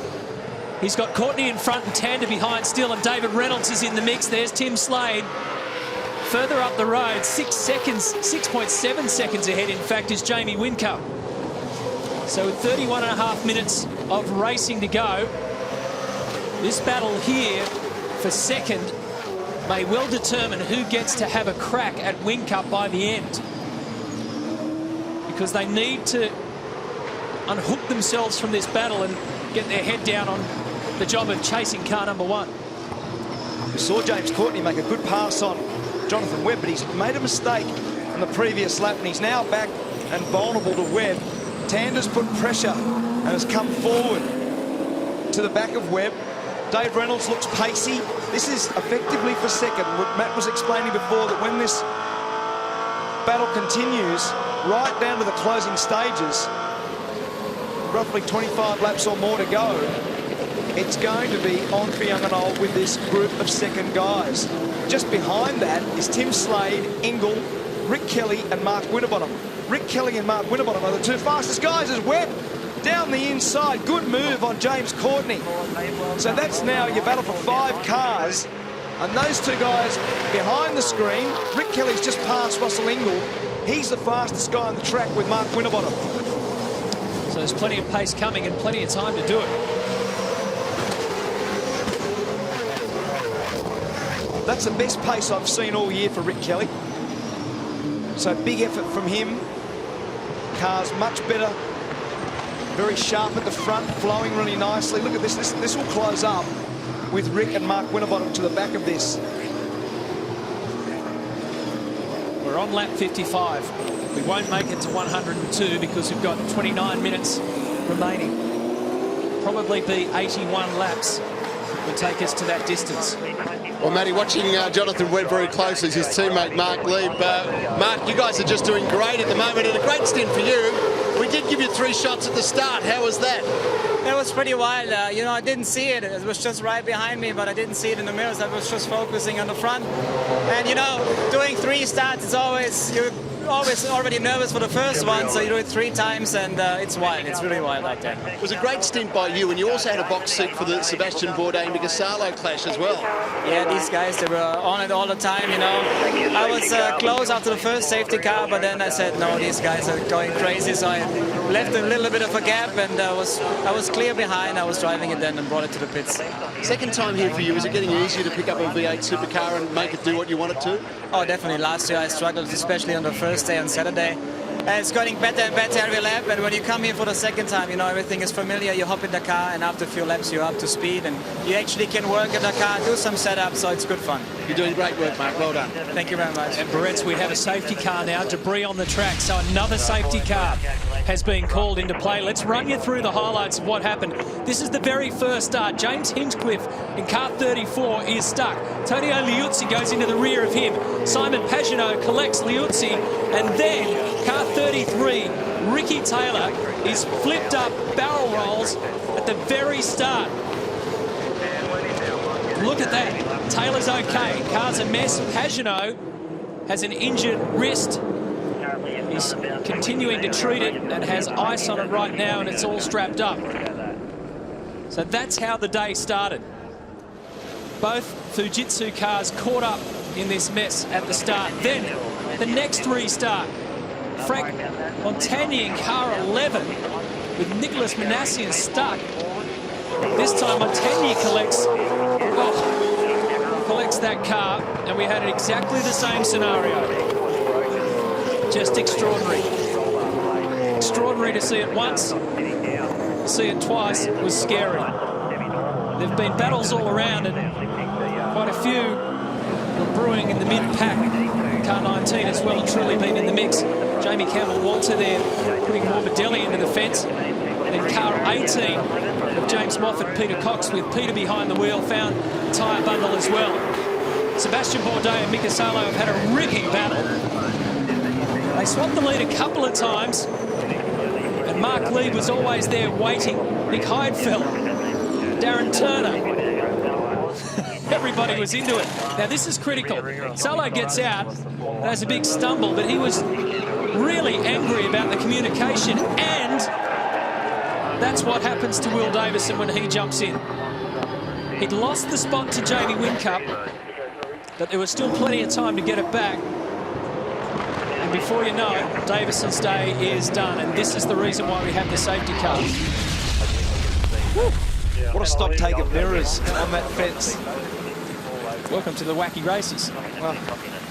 So, Jamie Whincup had a 7-second lead over Jonathan Webb, James Courtney and co, and he was sailing off into the distance. But now this safety car, the Nissan's out there in control, and therefore there is no gap when we get going. And interesting, the pace of Whincup has not been good yet. His fastest lap is a 13 dead. Winterbottom and Kelly have done 12 fours, so they are significantly faster, and now that gap has closed. So the top 10 is this: Jamie Whincup, then Jonathan Webb, then James Courtney. Garth Tander, who with Ryan Briscoe started 24th, have made up 20 spots. David Reynolds is 5th, Tim Slade. Then it's Rick Kelly 7th, Mark Winterbottom, who's got pace to burn, as Scafie said, in 8th, Russell Ingle in 9th, and then Jason Bright making up the 10. And Craig Lowndes' car, 888, second in the championship, 11th on the list. Correct? Ryan Briscoe and Darren Turner just catching their breath at the moment. Darren, good stint. You guys are in a great position. Yeah, I mean, we're third at the moment, obviously, and I think there may be a small problem with the rear roll bar at the moment. James has sort of been on the radio and said there could be a little problem, but yeah, I really enjoyed my bit. I obviously got 3 starts, so that was really good. A bit more practice and kept out of trouble, and had a good battle with Rail as well, so I enjoyed it. And nice thing was I gave the car back in pretty much one piece, so pleased with that. Great work, well done. Relax and enjoy the rest of this race. Cheers, mate. Thank you. So the thing is, tomorrow the co-drivers will have no excuse for a bad start. Because they've done so many now. He's got so much practice today. That is a great spot to watch. I call it, that's the grassy knoll. It's a fantastic atmosphere for this very tricky little section, and the lights are out. We're about to go again. Critical restart for Whincup. Green. Well, they're all in the same boat now. So Whincup. Jonathan Webb has gone with him. They put a bit of distance on Courtney and Tander. This is it. Isn't it great? 265 kilometres an hour they arrive there, and as we say, it's a straight, but it's not. It's got a kick in it. Tander knew that Reynolds was coming there, and he covered him down to turn 4. Greg Murphy decides to go sideways, slide it around, and Shane Van Gisbergen will have a look while Winterbottom has a crack, and a bumping duel with Rick Kelly. That was very close. They were bumping. They know what the rule is before you get there, and they were bumping like Dodgem cars at 245 kilometres an hour. That's a good restart by Jonathan Webb. Great job. He stuck close to Jamie Whincup. And quite often, as we all know, when Whincup's on this kind of roll, he'll take the advantage any way he can. So if you can stick with him, you're still in the picture. But there's so many in this picture right now. Reynolds, 5th. And Whincup, who hasn't had the pace, we keep saying this, looks vulnerable to Webb. And that was a big brake lock for James Courtney. He's gone through. You get away with that as Winterbottom now down the inside of Slade. Good move. Rick Kelly right up behind. Russell Ingle just in behind Rick Kelly. Jason Bright and Craig Lowndes, you can just see at the back of shot. So the 2 championship guys. And this is on board now. Big slide there for Tander, and on board with Dave Reynolds. He might have given the fence a little bump. He got very sideways. It's at that time of the day too, Scafie. It's heading towards 4 o'clock local time, where the sun is right in their eyes as they manoeuvre their way through the tricky part of the circuit from turns 11 down to 15. Reynolds looks like he's got pace over Tander. Courtney now just starting to look like he's struggling a little bit. He made that mistake. Webb got by, and now Webb is right up behind Whincup. Whincup on that lap. I'll just give you some lap times now, just to give you a little bit of a feel for who's got pace. 13.2 for Whincup, 13 dead for Webb. No time for Courtney because of the drive-through of the chicane. 13.1 Tander, 13.3 Reynolds, 13.1 Winterbottom. And you can see there again, Dave Reynolds shapes to get up the inside at the hairpin. I always find this part of the year fascinating too, because just take a look at what's happening out the front here. Jamie Whincup is the only one really from 1st down to 6th who's in championship contention. So you've got Jonathan Webb who could take a dive. You've got James Courtney, Garth Tander, both searching for HRT's first win in over 12 months. Davey Reynolds so close at Bathurst. Still searching for his first V8 supercar win. And Winterbottom. Day hasn't gone to plan. Trying to stick close in the championship fight. It's still got a fairly long way to go. So they're basically working it out now to be 80 laps, 18 to go.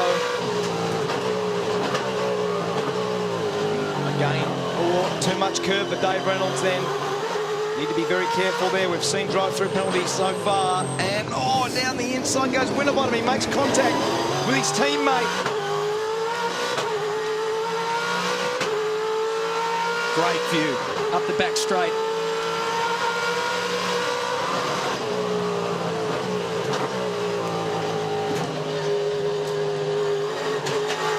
.245 before they get to the chicane. Now up to turn 11. Back down to 65 Ks.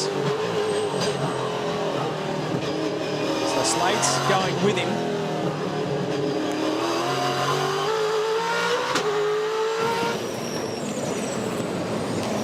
Courtney's at the front of this train. He looks like he's holding Tander up now.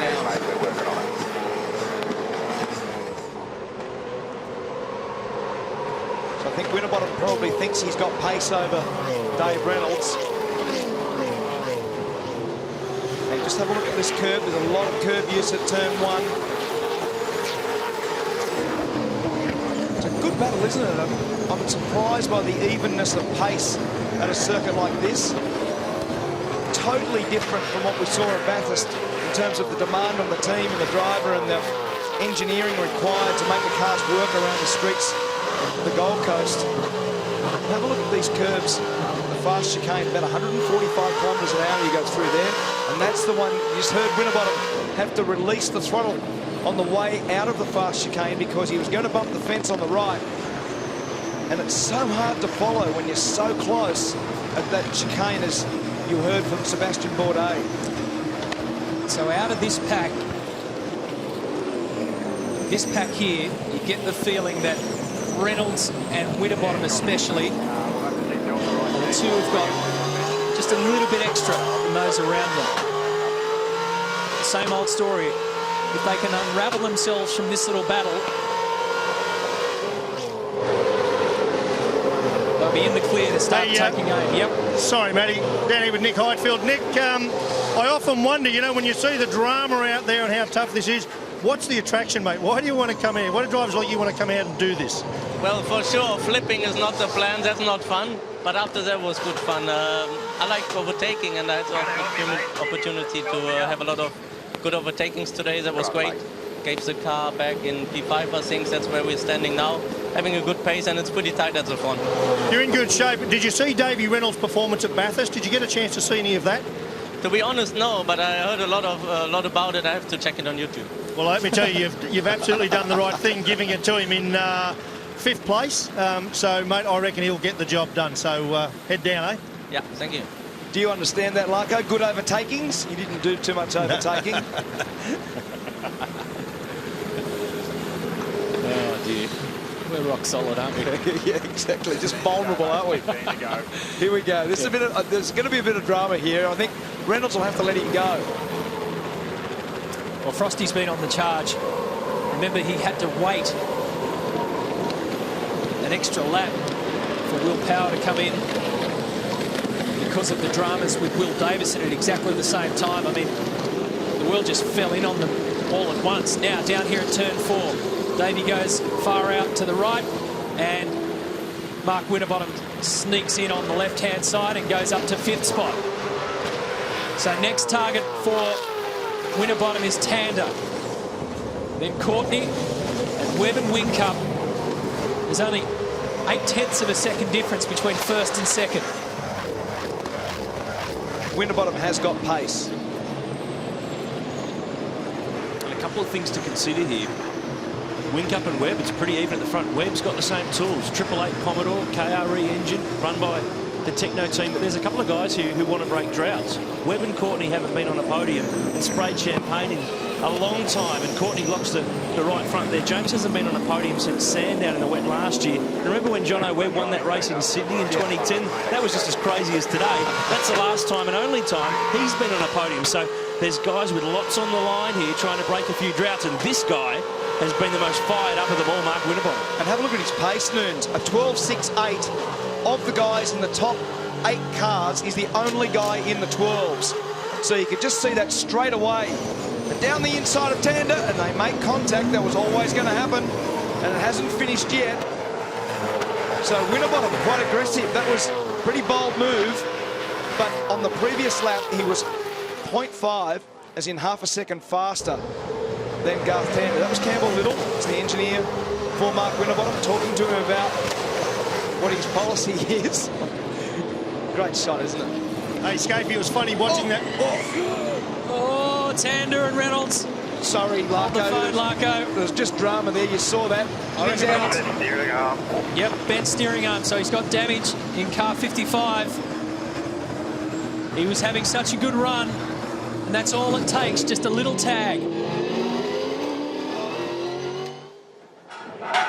Rod Nash down there. Mate, pull up out the front, please. Pull up out the front. Put a spare right front tyre on as well, please. Clear to go through. Green clear. It's a disappointment for Dave Reynolds after such an extraordinary drive at Bathurst. Here comes Frosty. He is charging. 14 minutes of racing to go. Still got the pace. Oh, this looks like something waiting to boil over. Russell Engel, 8th. Lowndes behind him. Then Jason Bright and Shane Van Gisbergen. So if it finished like this, Mark Winterbottom will move up to 2nd in the championship. You go all that way. You do all that hard work. His co-driver, Nick Heinfeld, did a terrific job. And you get all this distance, and just an innocuous incident like that puts you out of contention. In contention, without question, is Mark Winterbottom. Can't get much closer than that. I think he'll give it a go. You can just see the rear tyres there on Courtney's car, battling to get power to the ground. It started to slide. He was pulling gears, and he almost gave the fence a rub on the right. As Winterbottom comes up now to make this move. Now, what he's going to do is use his brain here, come through here with him, put himself in contention down into turn 4. He did a really good job with the Tander move and does it again. Well done. Up to 3rd. Another one goes. Just down here with David Reynolds' car, they're firing the steering arm. You can see it going. There's the new one going in there. There's the bent one down on the ground there. We've seen that happen a lot. And what happens, because... Now, I'm not... Just see if I can pick that up and not burn myself. No, I don't want to burn the mechanic either. That's way too hot. But what it'll do when you get a bend like that, the cars usually run off on a little bit of toe out, Dave. If I can just show you toe out with my toes, that's toe out, toe out. So when you bend the steering arm, of course, it shortens the distance in the rack so they come in. And you can't see, look down, there's toe in. Hey, how'd you know that? There you go. Did you come directly with toe out or toe in? What's your natural, toe in or toe out? Could be headed for Dancing with the Stars, Larko. And this is the incident. So that was enough. That was enough to cruel David Reynolds' day. A little bit of that. There's a bit of Garth Tander in that one. He moved it over in the braking area, and contact was almost unavoidable for Dave Reynolds by then because he'd already committed to the manoeuvre. Garth has won more races on this circuit than any other driver. 7 race victories on the Gold Coast. So he's now in 5th spot. Big question is, has Mark Winterbottom got enough to keep this momentum going and catch these leading 2 cars? Well, there he is. So he's certainly in the zone. Whincup leads by 1.3 seconds over Jono Webb. 2.8 is the gap back to the next car, which is Winterbottom. Then we've got Courtney and Tander paired together. Tim Slade is getting that look about him in the Lucky 7 racer that he's going to have a dive any moment soon. He's close enough here at 14 and 15. We haven't made enough comment yet on Tim Slade. This is a very good drive. So he's in 6th position, putting pressure on Tander, and he'll be looking to make the same manoeuvre. He saw Mark Winterbottom do this in turn 4. He'll be looking to do that. Look at the gap that Winterbottom has broken up into 12.45 on the last lap. 300ths slower than his fastest lap of the race. Winterbottom has got speed. Does he have time, though? That's the big question. 10 minutes, 20 seconds to go in this race. So a time-certain finish, courtesy of all the drama at the start. We had to have 3 cracks at the start with the co-drivers in the car. There's David Brabham. He did a very typical David Brabham job, which is just professional racing. Hands over to the much younger Tim Slade. Oh, a little look up for James Courtney. So they're just all evenly matched at the moment. Courtney and Tander not setting the timing sheets alight.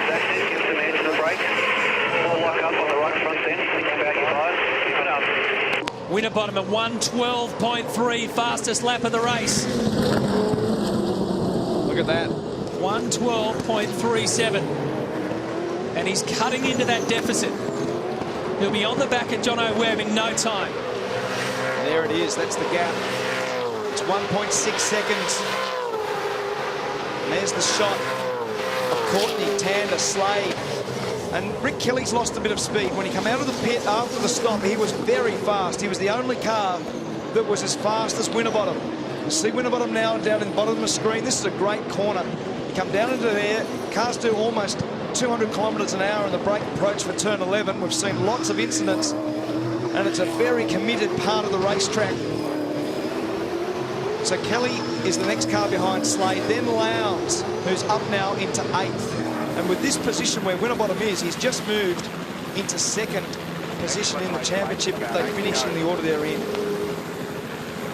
It's been a long, tough day for everyone here, but I mean, Mark Winterbottom in the shootout was on a super quick lap, and just because of a technical glitch, ended up getting out commentary in his helmet, which put him off, as it would. Yes, and you know, with due rights, he was angry about it. Meant that he started on the 3rd row of the grid. But boy, as he fought back. Had the dramas in pit lane as well. And Will Davison found the fence. In fact, he even had some dramas when he jumped in the car when Will Power jumped out with the belts. So it's all been going on today for Frosty. He'll sleep well tonight. He'll sleep even better if he can make up another 3.5 seconds in total over the next 7.5 minutes and start pressuring Jamie Whincup for the race victory. He's brought that gap back now to just under a second.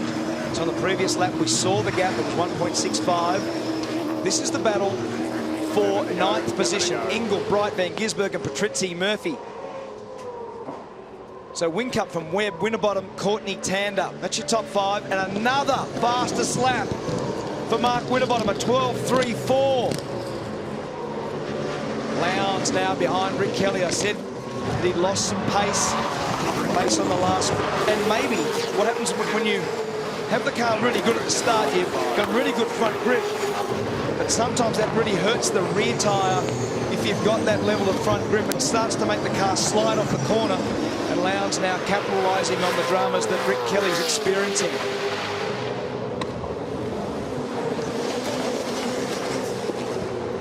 As you can see now, Lowndes ranges up behind through this fast chicane. Guys using a lot of grip, and Lowndes very sideways at the second last right. Had to get out of the throttle and get it turned to the left. It's like a Scandinavian flick. You've got the car sideways one way, then it flicks the other way.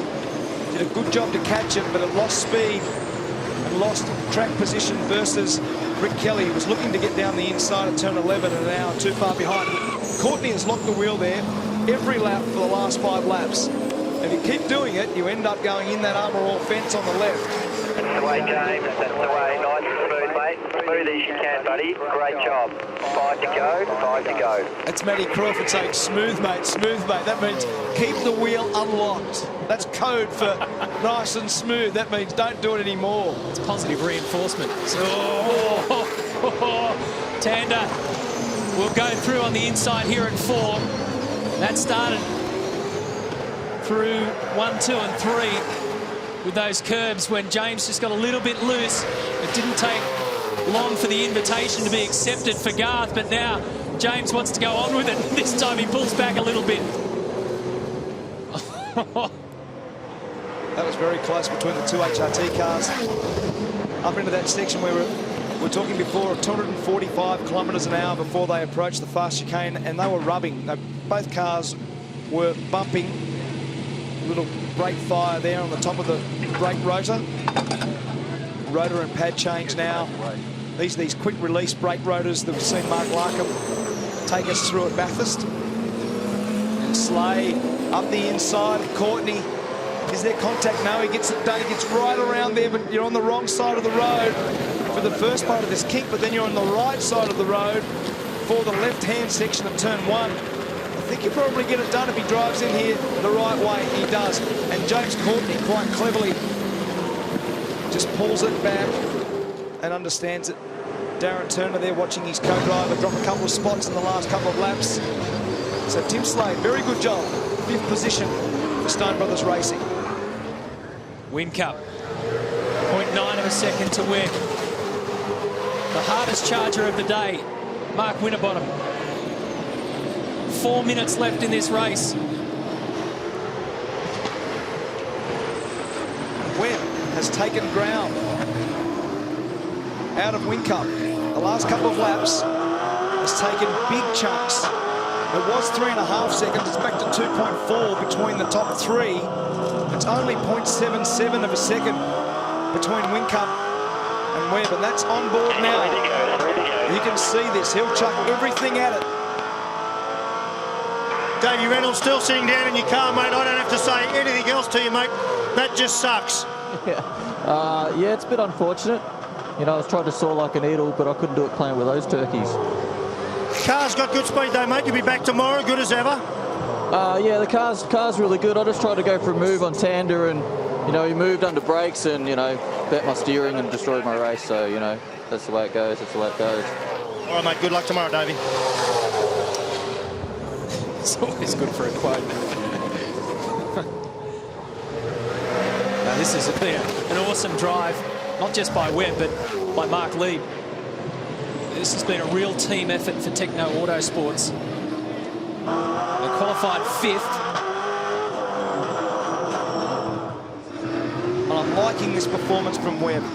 As you said, Mark Lee did a very, very solid performance in the co-driver part of this race. But I like the performance when you press on, Mac, you know. He didn't have to contest this so hard at the end, but he is. He's got every little bit of road. He knows Winterbottom's coming at him. He's responded to Winterbottom, which is good, but he's also responded to Whincup. These are game-changing races for young men, as we see Mark Lee looking on.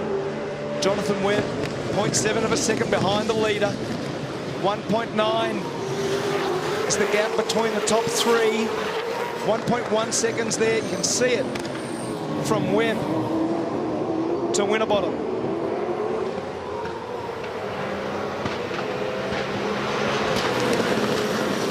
Here's this other battle pack of Rick Kelly, Russell Ingall, Shane Van Gisbergen and Michael Patrizzi.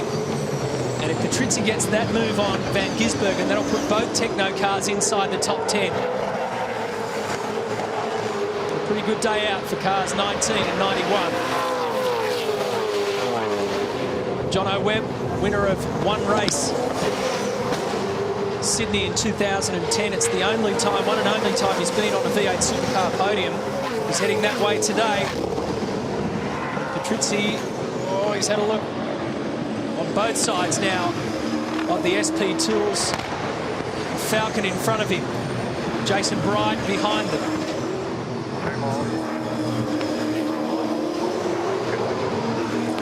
And the run that Jonathan Webb's having has been great throughout the endurance season.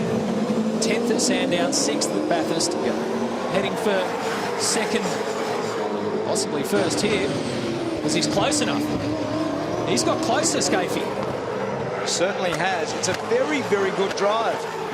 He's got car speed over Whincup on the last lap.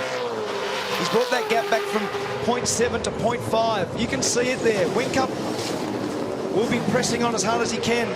That's Stephen Webb, Jono's dad, and Sebastian Bourdais looking on there underneath. And look, he's right up in behind him at turn 11. Not giving up. There's only 2 laps to go. We've been on board with him throughout this part of the circuit quite often.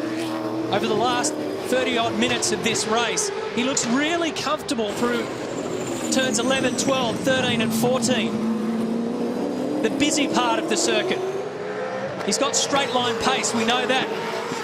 Winterbottom's trying to get onto this, latch onto this, because there'll be 1 lap left.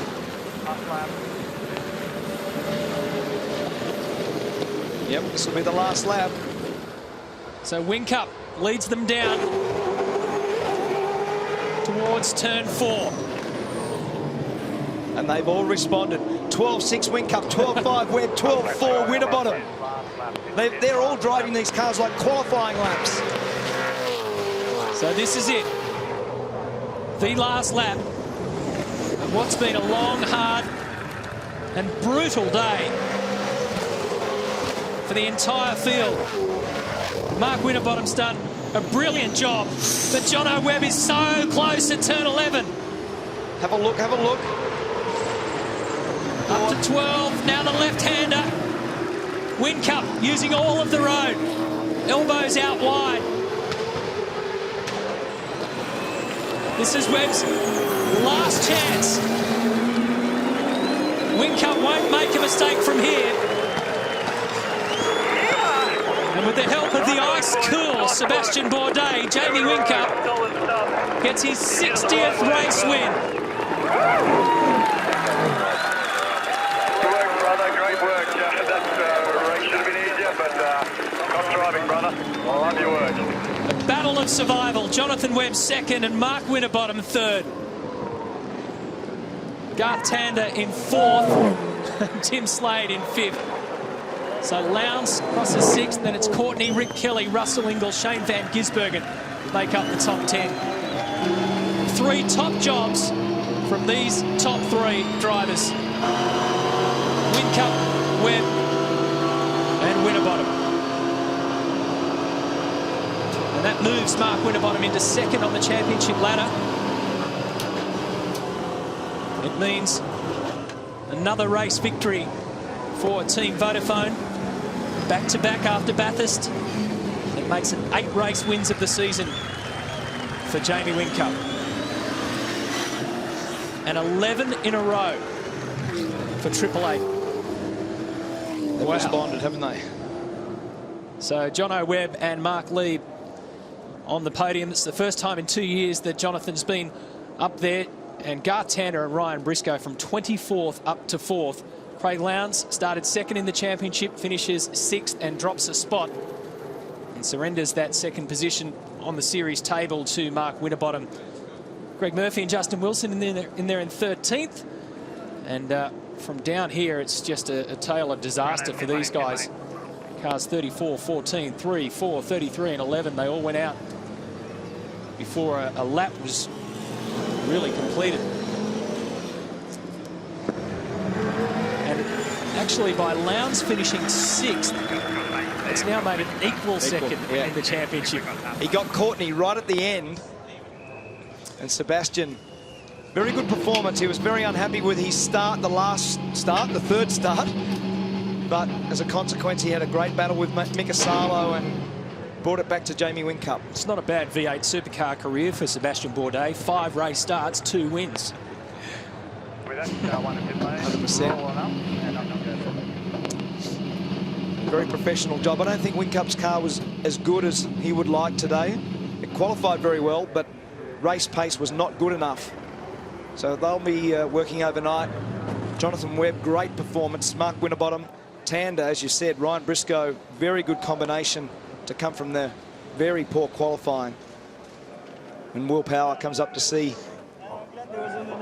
Mark Winterbottom. A bit of chat here with Sebastian.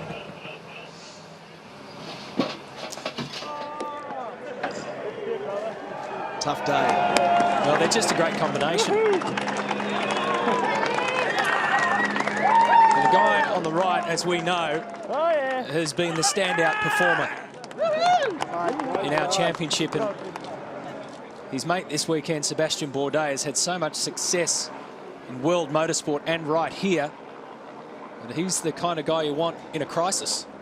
And at the very start of this race, that's what it was. I mean, it was crisis management. It helps when you're at the front row of the grid.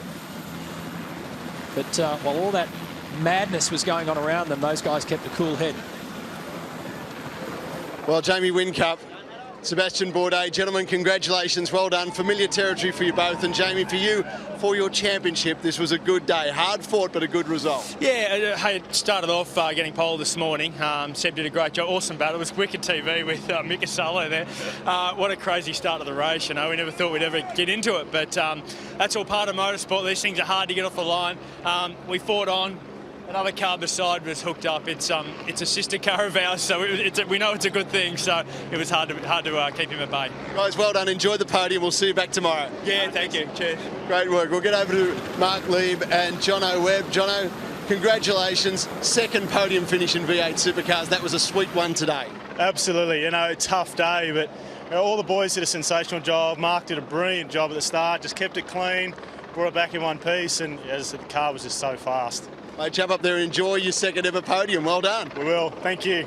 All right, and Mark Winterbottom really saved the day today with Will Power, guys. Congratulations, Frosty. It was a bumpy start this morning, but a great result to get on the podium today. Well done. Yeah, it was a good fight back. You know, they're tough races. The way the starts went, it went to one-stop strategy, not two, so it all got thrown in the air. And you know, Will did a great job, kept it straight, and then we could attack at the end. And a few more laps were coming, but just a bit short. I got some better news. You're equal second in the championship now as well. Yeah, but it's the bloke in front. I don't really care about second, to be honest. It's good news, but we want to catch that bloke. And when he wins and you're third, the points gap, you do the math, it's getting a bit bigger. But we'll try and get him. We'll try and get him tomorrow. All right, tomorrow's a fresh day. Enjoy the podium, guys. Congratulations, Will. Well done, Frosty. Thanks, guys. Thank you. Just going to dive in and grab a chat with very spunky Garth Tander, mate. Sorry to interrupt you there, mate. You're looking very spunky, mate, in your blue vest. Just by the way, well, I've got you, how well does that work, mate? Yeah, these are good. You know, it's all about recovery for tomorrow, so you've got to cool down as quick as possible. So these things work the best. So straight into one of these and start recovering for tomorrow. Yeah, P4, mate. Actually, when you look down the pit lane here, mate, there's a lot of carnage. You must be pleased with that because you can build on tomorrow and come back and have a crack. Yeah, look, you know, we had to do something different with strategy because we were up the back, and so we did, and Ryan did an awesome job in the first half of the race. And once we got clear track, put a couple of quick laps in, and that jumped us, sort of that middle bunch jumped us in front of them. So sort of stuck behind James there for a bit at the end there, but you know, the car, that's about as fast as the car could go. So fourth, really happy with that for 24th. I said top 5 would be awesome, and here we are. Yeah, and if you look at it from sort of standing back, clearly the red team is moving forward. I mean, just watching those two HRT cars toward the end of the race, up at the pointy end, I mean, it's nice to see.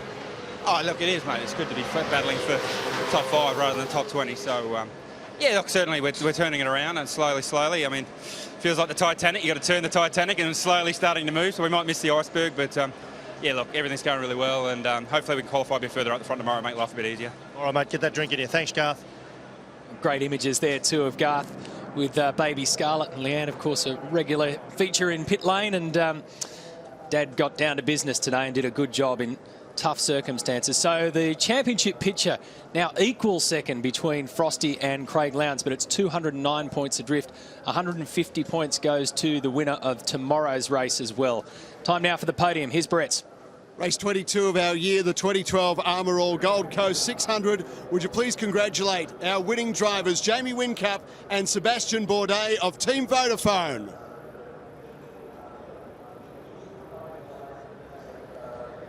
In second place, Techno Autosports, Jonathan Webb and Mark Lieb. In third place, Mark Winterbottom and Will Power from Orcon Steel FPR Ford. And representing the winning team, Team Vodafone, Mark Dutton.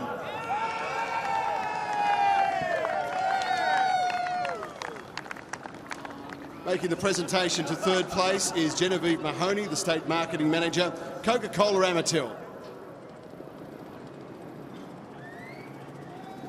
Presenting to second place is Jason Law, the General Manager, Telstra Business Queensland.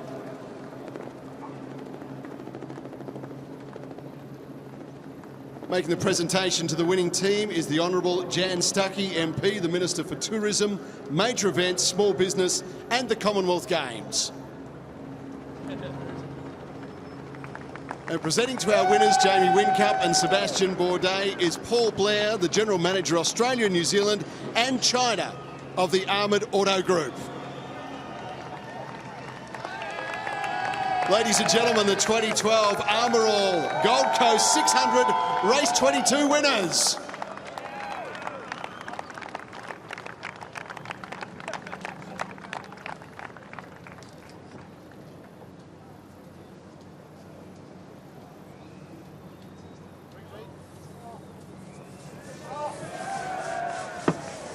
Another surfboard for Jamie Whincup. He's now won 6 times on the streets of Surfers Paradise, and 2 out of 2 for Sebastian Bourdais, and they spray the champagne.